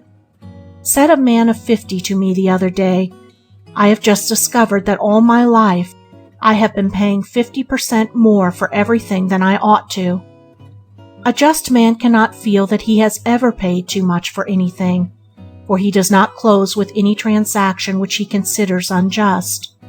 But if a man is eager to get everything at half price, then he will always be meanly and miserably mourning that he is paying double for everything. The just man is glad to pay full value for everything, whether in giving or receiving, and his mind is untroubled, and his days are full of peace. Let a man avoid all meanness, and strive to be ever more and more perfectly just, for if he be not just, he can be neither honest nor generous nor manly, but is a kind of disgusted thief, trying to get all he can, and give back as little as possible. Let him eschew all bargaining, and teach bargainers a better way, by conducting his business with that exalted dignity which commands a large and meritorious success. Patience is the brightest jewel in the character of the impartial man. Not a particular patience with a particular thing, like a girl with her needlework, or a boy building his toy engine, but an unswerving considerateness, a sweetness of disposition at all times and under the most trying circumstances, an unchangeable and gentle strength which no trial can mar and no persecution can break. A rare possession, it is true, and one not to be expected for a long time, yet from the bulk of mankind, but a virtue that can be reached by a degree, and even a partial patience will work wonders in a man's life and affairs, as a confirmed impatience will work all devastation. The irascible man is courting speedy disaster, for who will care to deal with a man who is continually going off like ground powder when some small spark of complaint or criticism falls upon him? Even his friends will one by one desert him, for who would court the company of a man who rudely assaults him with an impatient and fiery tongue over every little difference or misunderstanding? A man must work to wisely control himself, and to learn the beautiful lessons of patience, if he is to be highly prosperous, and if he is to be a man of use and power. He must learn to think of others, to act for their good, and not alone for himself, to be considerate, forbearing, and long-suffering. He must study how to have a heart at peace with men who differ from him on those things which he regards as most vital. He must avoid quarreling as he would avoid drinking a deadly poison. Discords from without will be continually overtaking him, but he must fortify himself against them. He must study how to bring harmonies out of them by the exercise of patience.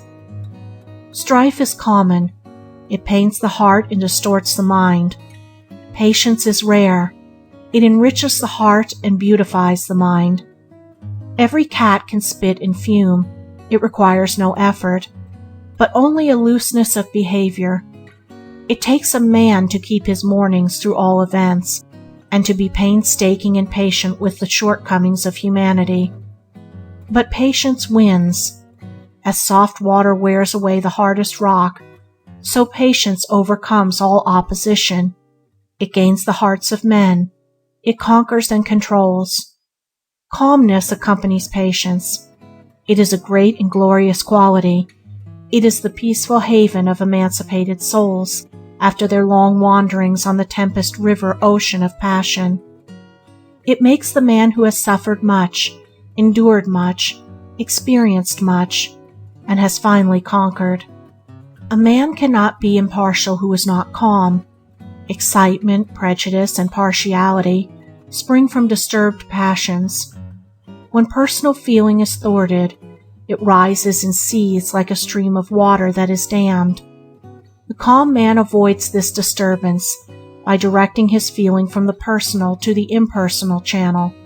He thinks and feels for others as well as for himself. He sets the same value on other men's opinions as his own. If he regards his work as important, he sees also that the work of other men is equally important. He does not contend for the merit of his own against the demerit of that of others. He is not overthrown, like Humpty Dumpty, with a sense of self-importance. He has put aside egotism for truth, and he perceives the right relations of things. He has conquered irritability, and has come to see that there is nothing in itself that should cause irritation. As well be irritable with a pansy because it is not a rose, as with a man because he does not see as you see. Minds differ, and the calm man recognizes the difference as facts in human nature. The calm, impartial man is not only the happiest man, he also has all his powers at his command. He is sure, deliberate, executive, and swiftly and easily accomplishes in silence what the irritable man slowly and laboriously toils through with much work. His mind is purified, poised, concentrated, and ready at any moment to be directed upon a given work with unerring power. In the calm mind all contradictions are reconciled, and there is a radiant gladness and perpetual peace. As Emerson puts it, calmness is joy fixed and habitual. One should not confound indifference with calmness, for it is at the opposite extreme. Indifference is lifeless, while calmness is growing life and full-orbed power. The calm man has partially or entirely conquered self, and having successfully battled with the selfishness within, he knows how to meet and overcome it successfully in others. In any moral content, the calm man is always the victor. So long as he remains calm, defeat is impossible. Self-control is better than riches and calmness in a perpetual benediction. Wisdom abides with the impartial man. Her counsel guides him. Her wings shield him. She leads him along pleasant ways to happy destinations. Wisdom is many-sided. The wise man adapts himself to others. He acts for their good, yet never violates the moral virtues or the principles of right conduct. The foolish man cannot adapt himself to others. He acts for himself only, and continually violates the moral virtues and the principles of right conduct. There is a degree of wisdom in every act of impartiality, and once a man has touched and experienced the impartial zone, he can recover it again and again, until he finally establishes himself in it. Every thought, word, and act of wisdom tells on the world at large, for it is fraught with greatness.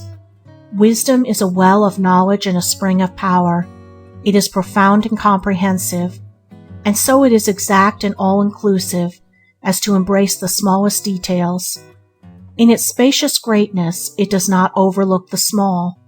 The wise mind is like the world. It contains all things in their proper place and order, and is not burdened thereby. Like the world also, it is free and unconscious of any restrictions.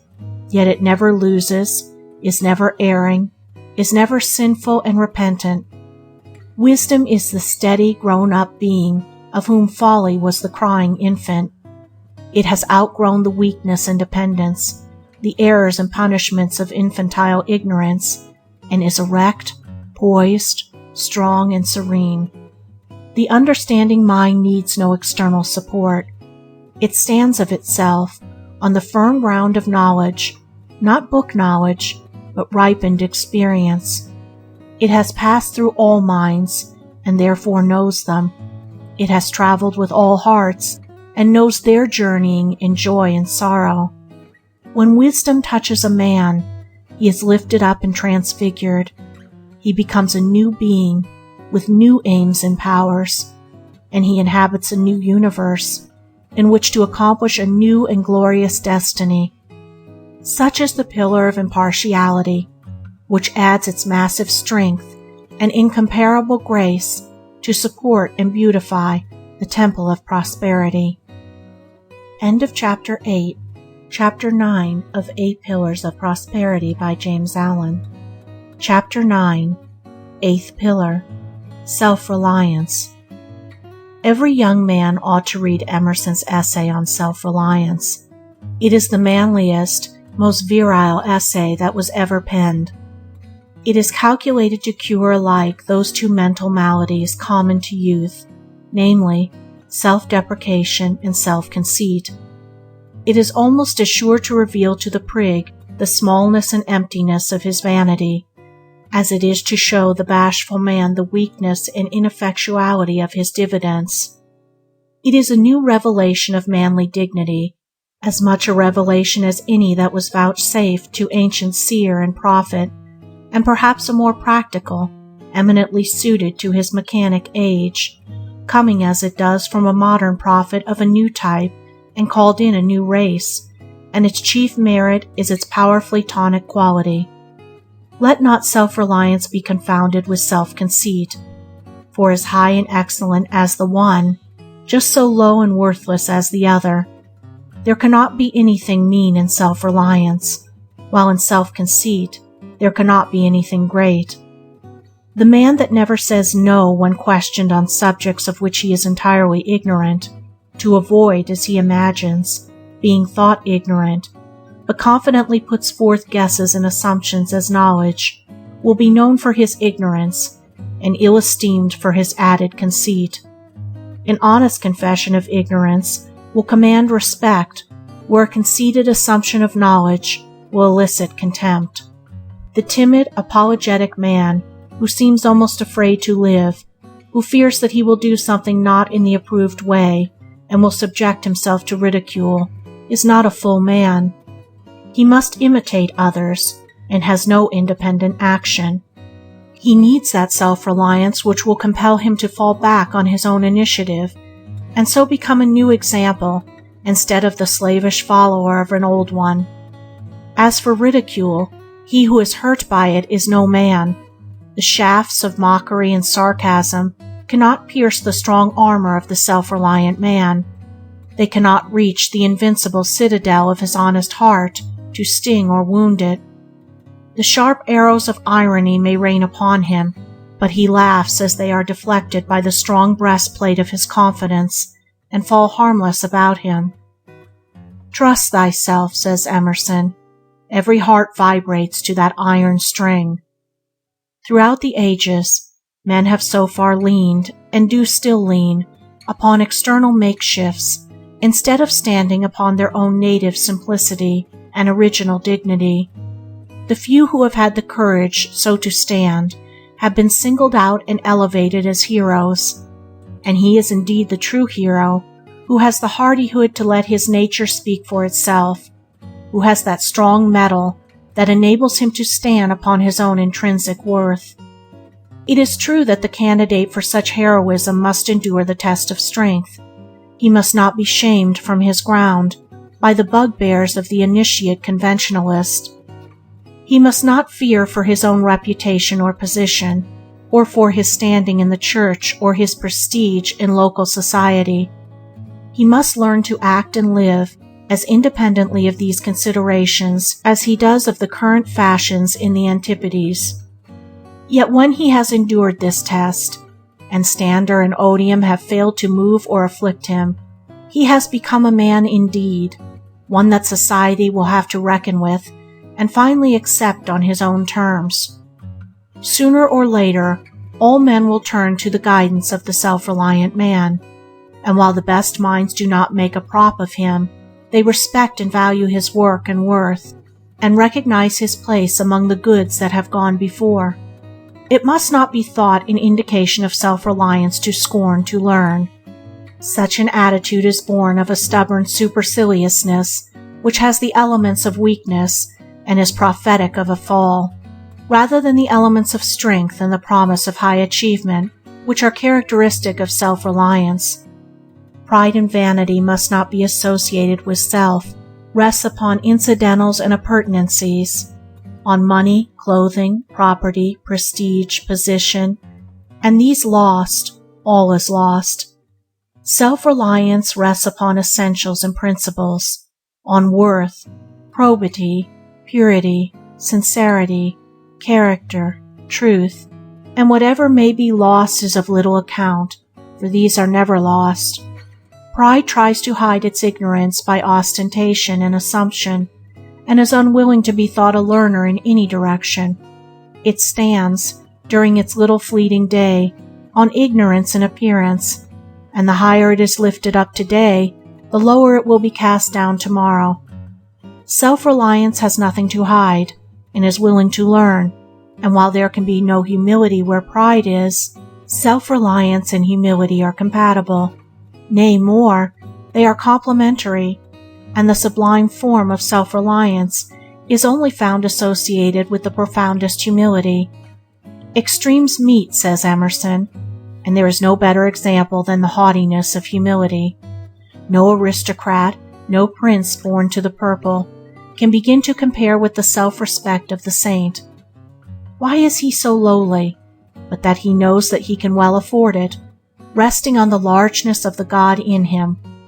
It was Buddha who, in this particular, said, "Those who, either now or after I am dead, shall be a lamp unto themselves, relying upon themselves only, and not relying upon any external help, but holding fast to the truth as their lamp, and seeking their salvation in the truth alone, shall not look for assistance to anyone beside themselves. It is they among my disciples who shall reach the very topmost height, but they must be willing to learn." In this saying, the repeated insistence on the necessity for relying upon oneself alone, coupled with the final exhortation to be eager to learn, is the wisest utterance on self-reliance that I know. In it, the great teacher comprehends that perfect balance between self-trust and humility which the man of truth must acquire. Self-trust is the essence of heroism. All great men are self-reliant, and we should use them as teachers and exemplars, not as props and perambulators. A great man comes who leans upon no one, but stands alone in the solitary dignity of truth, and straightway the world begins to lean upon him, begins to make him an excuse for spiritual indolence and a destructive self-abasement.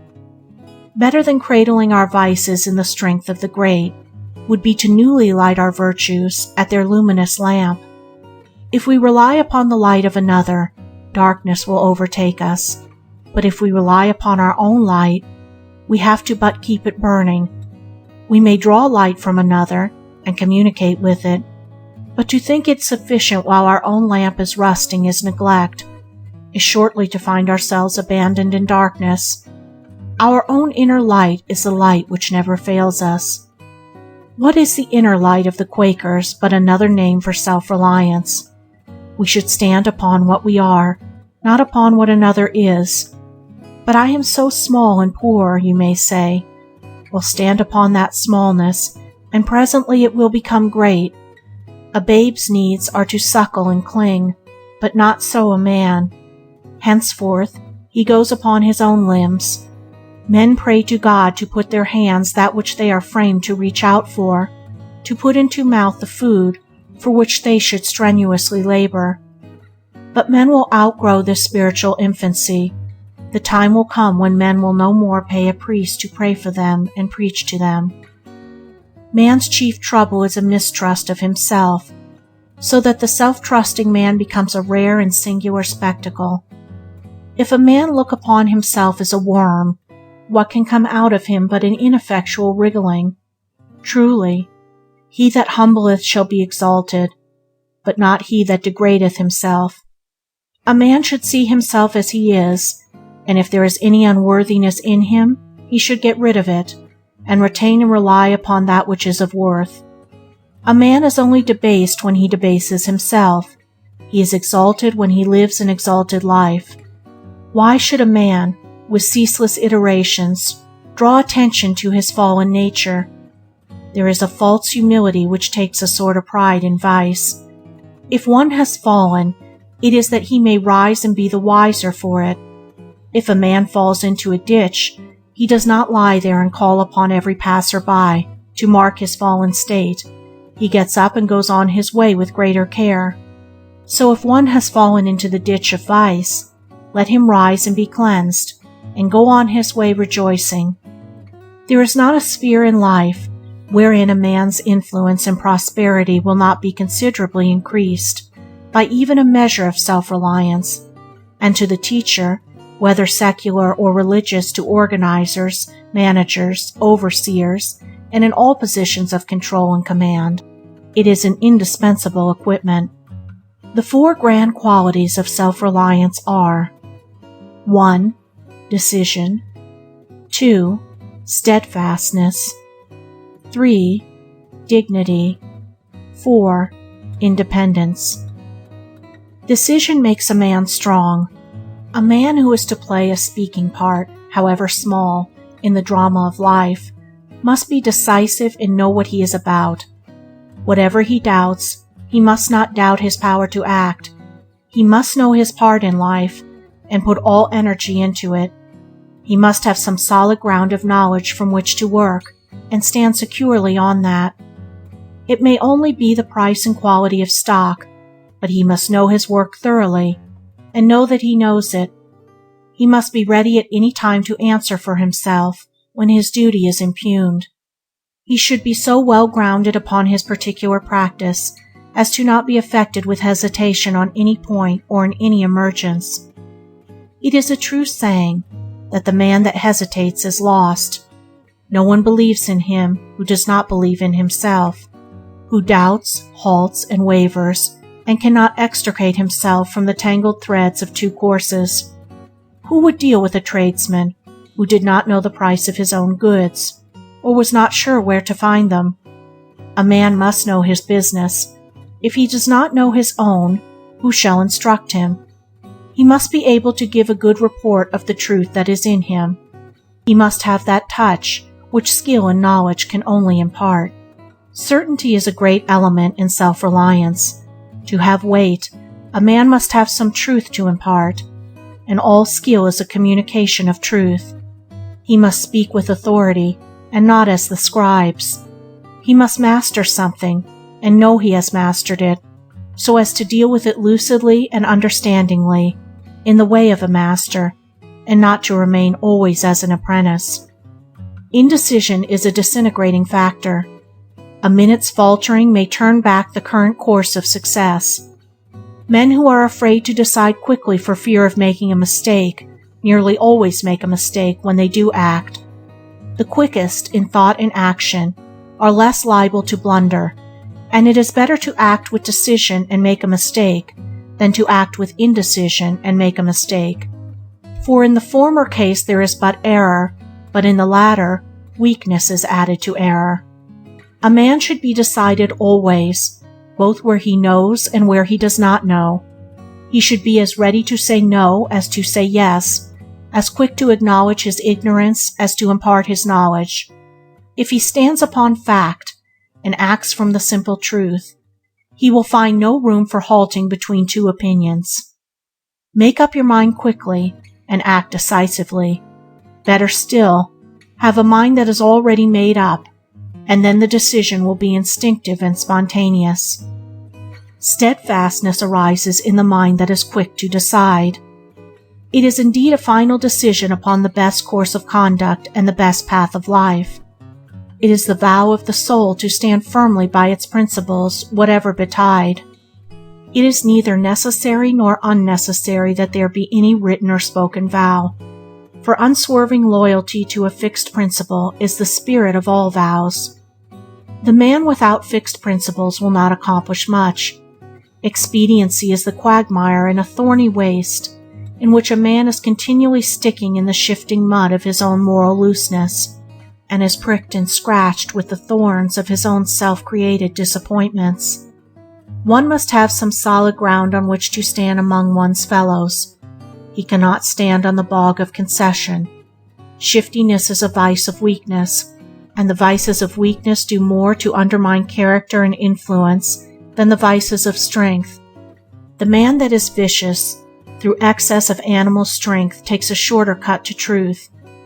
When one understands that power is adaptable to both good and bad ends, it will not surprise him that the drunkards and harlots should reach the kingdom of heaven before the diplomatic religionists. They are at least thorough in the course which they have adopted, vile though it may be, and thoroughness is strength. It only needs that strength to be turned from bad to good, and lo, the loathed sinner has become the lofty saint. A man should have a firm, fixed, determined mind. He should decide upon those principles which are best to stand by in all issues, and which will most safely guide him through the maze of conflicting opinions, and inspire him with unflinching courage in the battle of life. Having adopted his principles, they should be more to him than gain or happiness, more even than life itself, and if he never deserts them, he will find that they will never desert him. They will defend him from all enemies, deliver him safely from all dangers, light his pathway through all darkness and difficulties. They will be to him a light in darkness, a resting place from sorrow, and a refuge from the conflicts of the world. Dignity clothes, as with a majestic garment, the steadfast mind. He who is as unyielding as a bar of steel when he is expected to compromise with evil, and as supple as a willow wand in adapting himself to that which is good, carries about with him a dignity that calms and uplifts others by its presence. The unsteady mind, the mind that is not anchored to any fixed principles, that is stubborn where its own desires are threatened, and yielding where its own moral welfare is at stake, has no gravity, no balance, no calm composure. The man of dignity cannot be downtrodden and enslaved, because he has ceased to tread upon and enslave himself. He at once disarms, with a look, a word, a wise and suggestive silence, any attempt to demean him. His mere presence is a wholesome reproof to the flippant and the unseemly, while it is a rock of strength to the lover of the good. But the chief reason why the dignified man commands respect is, not only that he is supremely self-respecting, but that he graciously treats all others with a due esteem.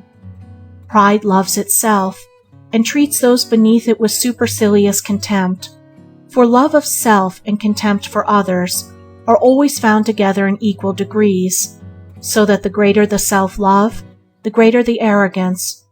True dignity arises, not from self-love, but from self-sacrifice, that is, from unbiased adherence to a fixed central principle. The dignity of the judge arises from the fact that in the performance of his duty he sets aside all personal consideration and stands solely upon the law. His little personality, impermanent and fleeting, becomes nothing, while the law, enduring and majestic, becomes all. Should a judge, in deciding a case, forget the law and fall into personal feeling and prejudice, his dignity would be gone. So the man of a stately, pure character stands upon the divine law, and not upon personal feeling, for immediately when a man gives way to passion, he has sacrificed dignity, and takes his place as one of the multitude of the unwise and uncontrolled.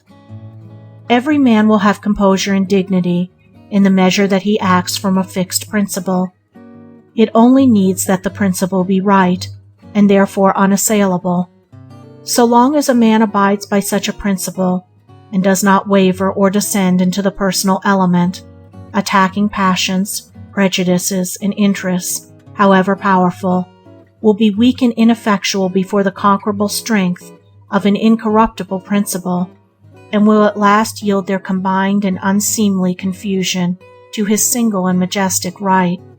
Independence is the birthright of the strong and well-controlled man. All men love and strive for liberty. All men aspire to some sort of freedom. A man should labor for himself or for the community. Unless he is a cripple, a chronic invalid, or is mentally irresponsible, he should be ashamed to depend upon others for all he has, giving nothing in return. If one imagines that such a condition is freedom, let him know that it is one of the lowest forms of slavery. The time will come when, to be a drone in the human hive, even, as matters are now, a respectable drone and not a poor tramp, will be a public disgrace and will no longer be respectable. Independence, freedom, glorious liberty come through labor and not from idleness, and the self-reliant man is too strong, too honorable, too upright to depend upon others, like a sucking babe, for his support. He earns with hand or brain the right to live as becomes a man and a citizen, and thus he does whether born rich or poor, for riches are no excuse for idleness. Rather, they are an opportunity to labor, with the rare faculties which they afford, for the good of the community. Only he who is self-supporting is free, self-reliant, and independent. Thus is the nature of the 8 pillars explained. On what foundation they rest, the manner of their building, their ingredients, the fourfold nature of the material of which each is composed, what positions they occupy, and how they support the temple, all may now build, and he who knew perfectly may rejoice in this systemization and simplification of the moral order and prosperity. Let us now consider the temple itself, that we may know the might of its pillars, the strength of its walls, the endurance of its roof, the architectural beauty and perfection of the whole. End of Chapter 9. Chapter 10 of 8 Pillars of Prosperity by James Allen. Chapter 10. The Temple of Prosperity. The reader who has followed the course of this book with a view to obtaining information on the details of money-making, business transactions, profit and loss in various undertakings, prices, markets, agreements, contracts, and other matters connected with the achievement of prosperity, will have noted an entire absence of any instruction on these matters of detail. The reason for this is fourfold, namely, first, details cannot stand alone, but are powerless to build up anything unless intelligently related to principles. Second, details are infinite and are ceaselessly changing, while principles are few and are eternal and unchangeable. Third, principles are the coherent factors in all details, regulating and harmonizing them, so that to have right principles is to be right in all the subsidiary details. Fourth, a teacher of truth in any direction must adhere rigidly to principles, and must not allow himself to be drawn away from them into the ever-changing maze of private particulars and personal details, because such particulars and details have only a local right and are not necessary for certain individuals, while principles are universally right and are necessary for all men. He who grasps the principles of this book so as to be able to intelligently practice them will be able to reach the heart of this fourfold reason. The details of a man's affairs are important, but they are his details, or the details of his particular branch of industry, and all outside that branch are not concerned with them. But moral principles are the same for all men. They are applicable to all conditions, and govern all particulars. The man who works from fixed principles does not need to harass himself over the complications of numerous details. he will grasp, as it were, the entire details in one single thought, and will see them through and through, illumined by the light of the principle to which they stand related, and this without friction, and with freedom from anxiety and strain. Until principles are grasped, details are regarded and dealt with as primary matters, and so viewed that they lead to innumerable complications and confused issues. In the light of principles, they are seen to be secondary facts, and so seen, all difficulties connected with them are at once overcome and annulled by a reference to principles. He who is involved in numerous details, without the regulating and synthesizing element of principles, is like one lost in a forest, with no direct path along which to walk amid the mass of objects. He is swelled up by the details, while the man of principles contains all details within himself. He stands outside them, as it were, and grasps them in their entirety, while the other man can only see the few that are nearest to him at the time. All things are contained in principles. They are the laws of things, and all things observe their own law. It is an error to view things apart from their nature. Details are the letter of which principles are the spirit. It is as true in art, science, literature, commerce, as in religion, that the letter killeth, the spirit of giveth life.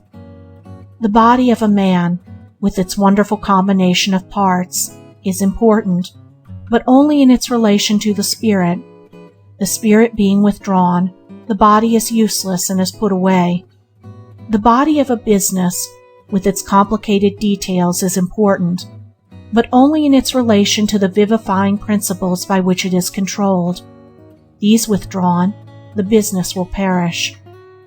To have the body of prosperity, its material presentation, we must first have the spirit of prosperity. The spirit of prosperity is the quick spirit of moral virtue. Moral blindness prevails. Men see money, property, pleasure, leisure, etc., and mistaking them for prosperity, strive to get them for their own enjoyment, but when obtained, find no enjoyment in them. Prosperity is at first a spirit, an attitude of mind, a moral power, a life, which manifests outwardly in the form of plenty, happiness, and joy. Just as a man cannot become a genius by writing poems, essays, and plays, but must develop and acquire the soul of genius, then the writing will follow as effect to cause. So one cannot become prosperous by hoarding up money and by gaining property and possessions, but must develop and acquire the soul of virtue, when the material accessories will follow as effect to cause. For the spirit of virtue is the spirit of joy, and contains within itself all abundance, all satisfaction, all fullness of life. There is no joy in money. There is no joy in property. There is no joy in material accumulations, or in any material things of itself. These things are dead and lifeless. The spirit of joy must be in the man, or it is nowhere. He must have within him the capacity for happiness. He must have the wisdom to know how to use things, and not merely hoard them.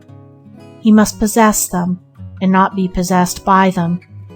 They must be dependent upon him, and not he upon them.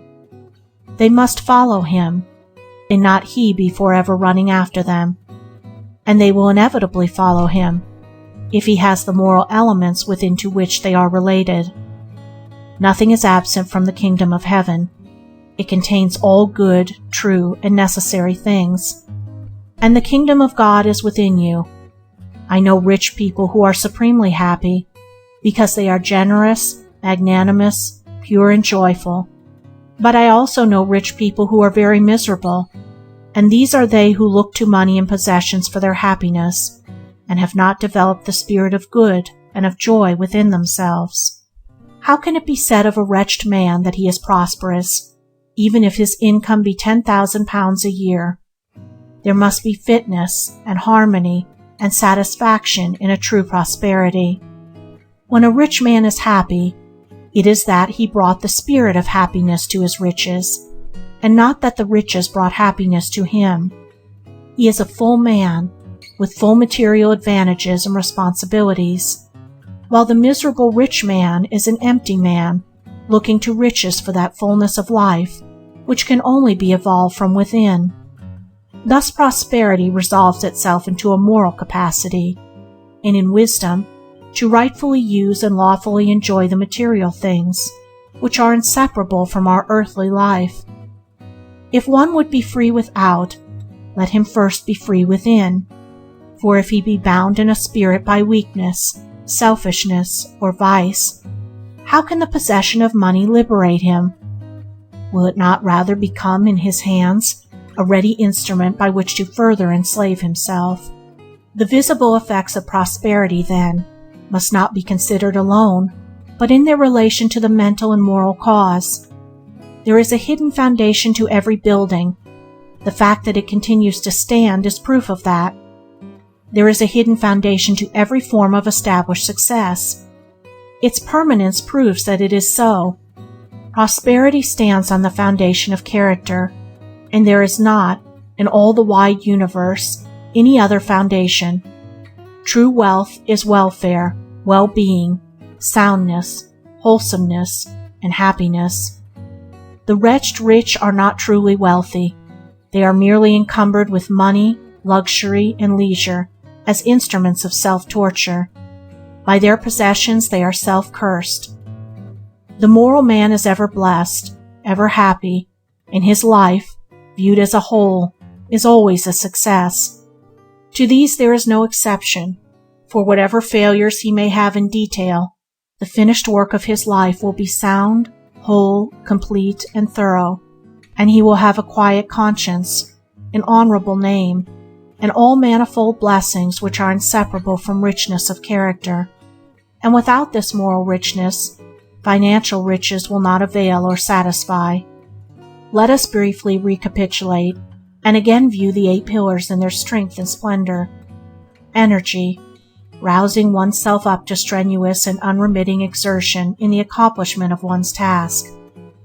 Economy, concentration of power, the concentration of both capital and character, the latter being mental capital, and therefore of the utmost importance.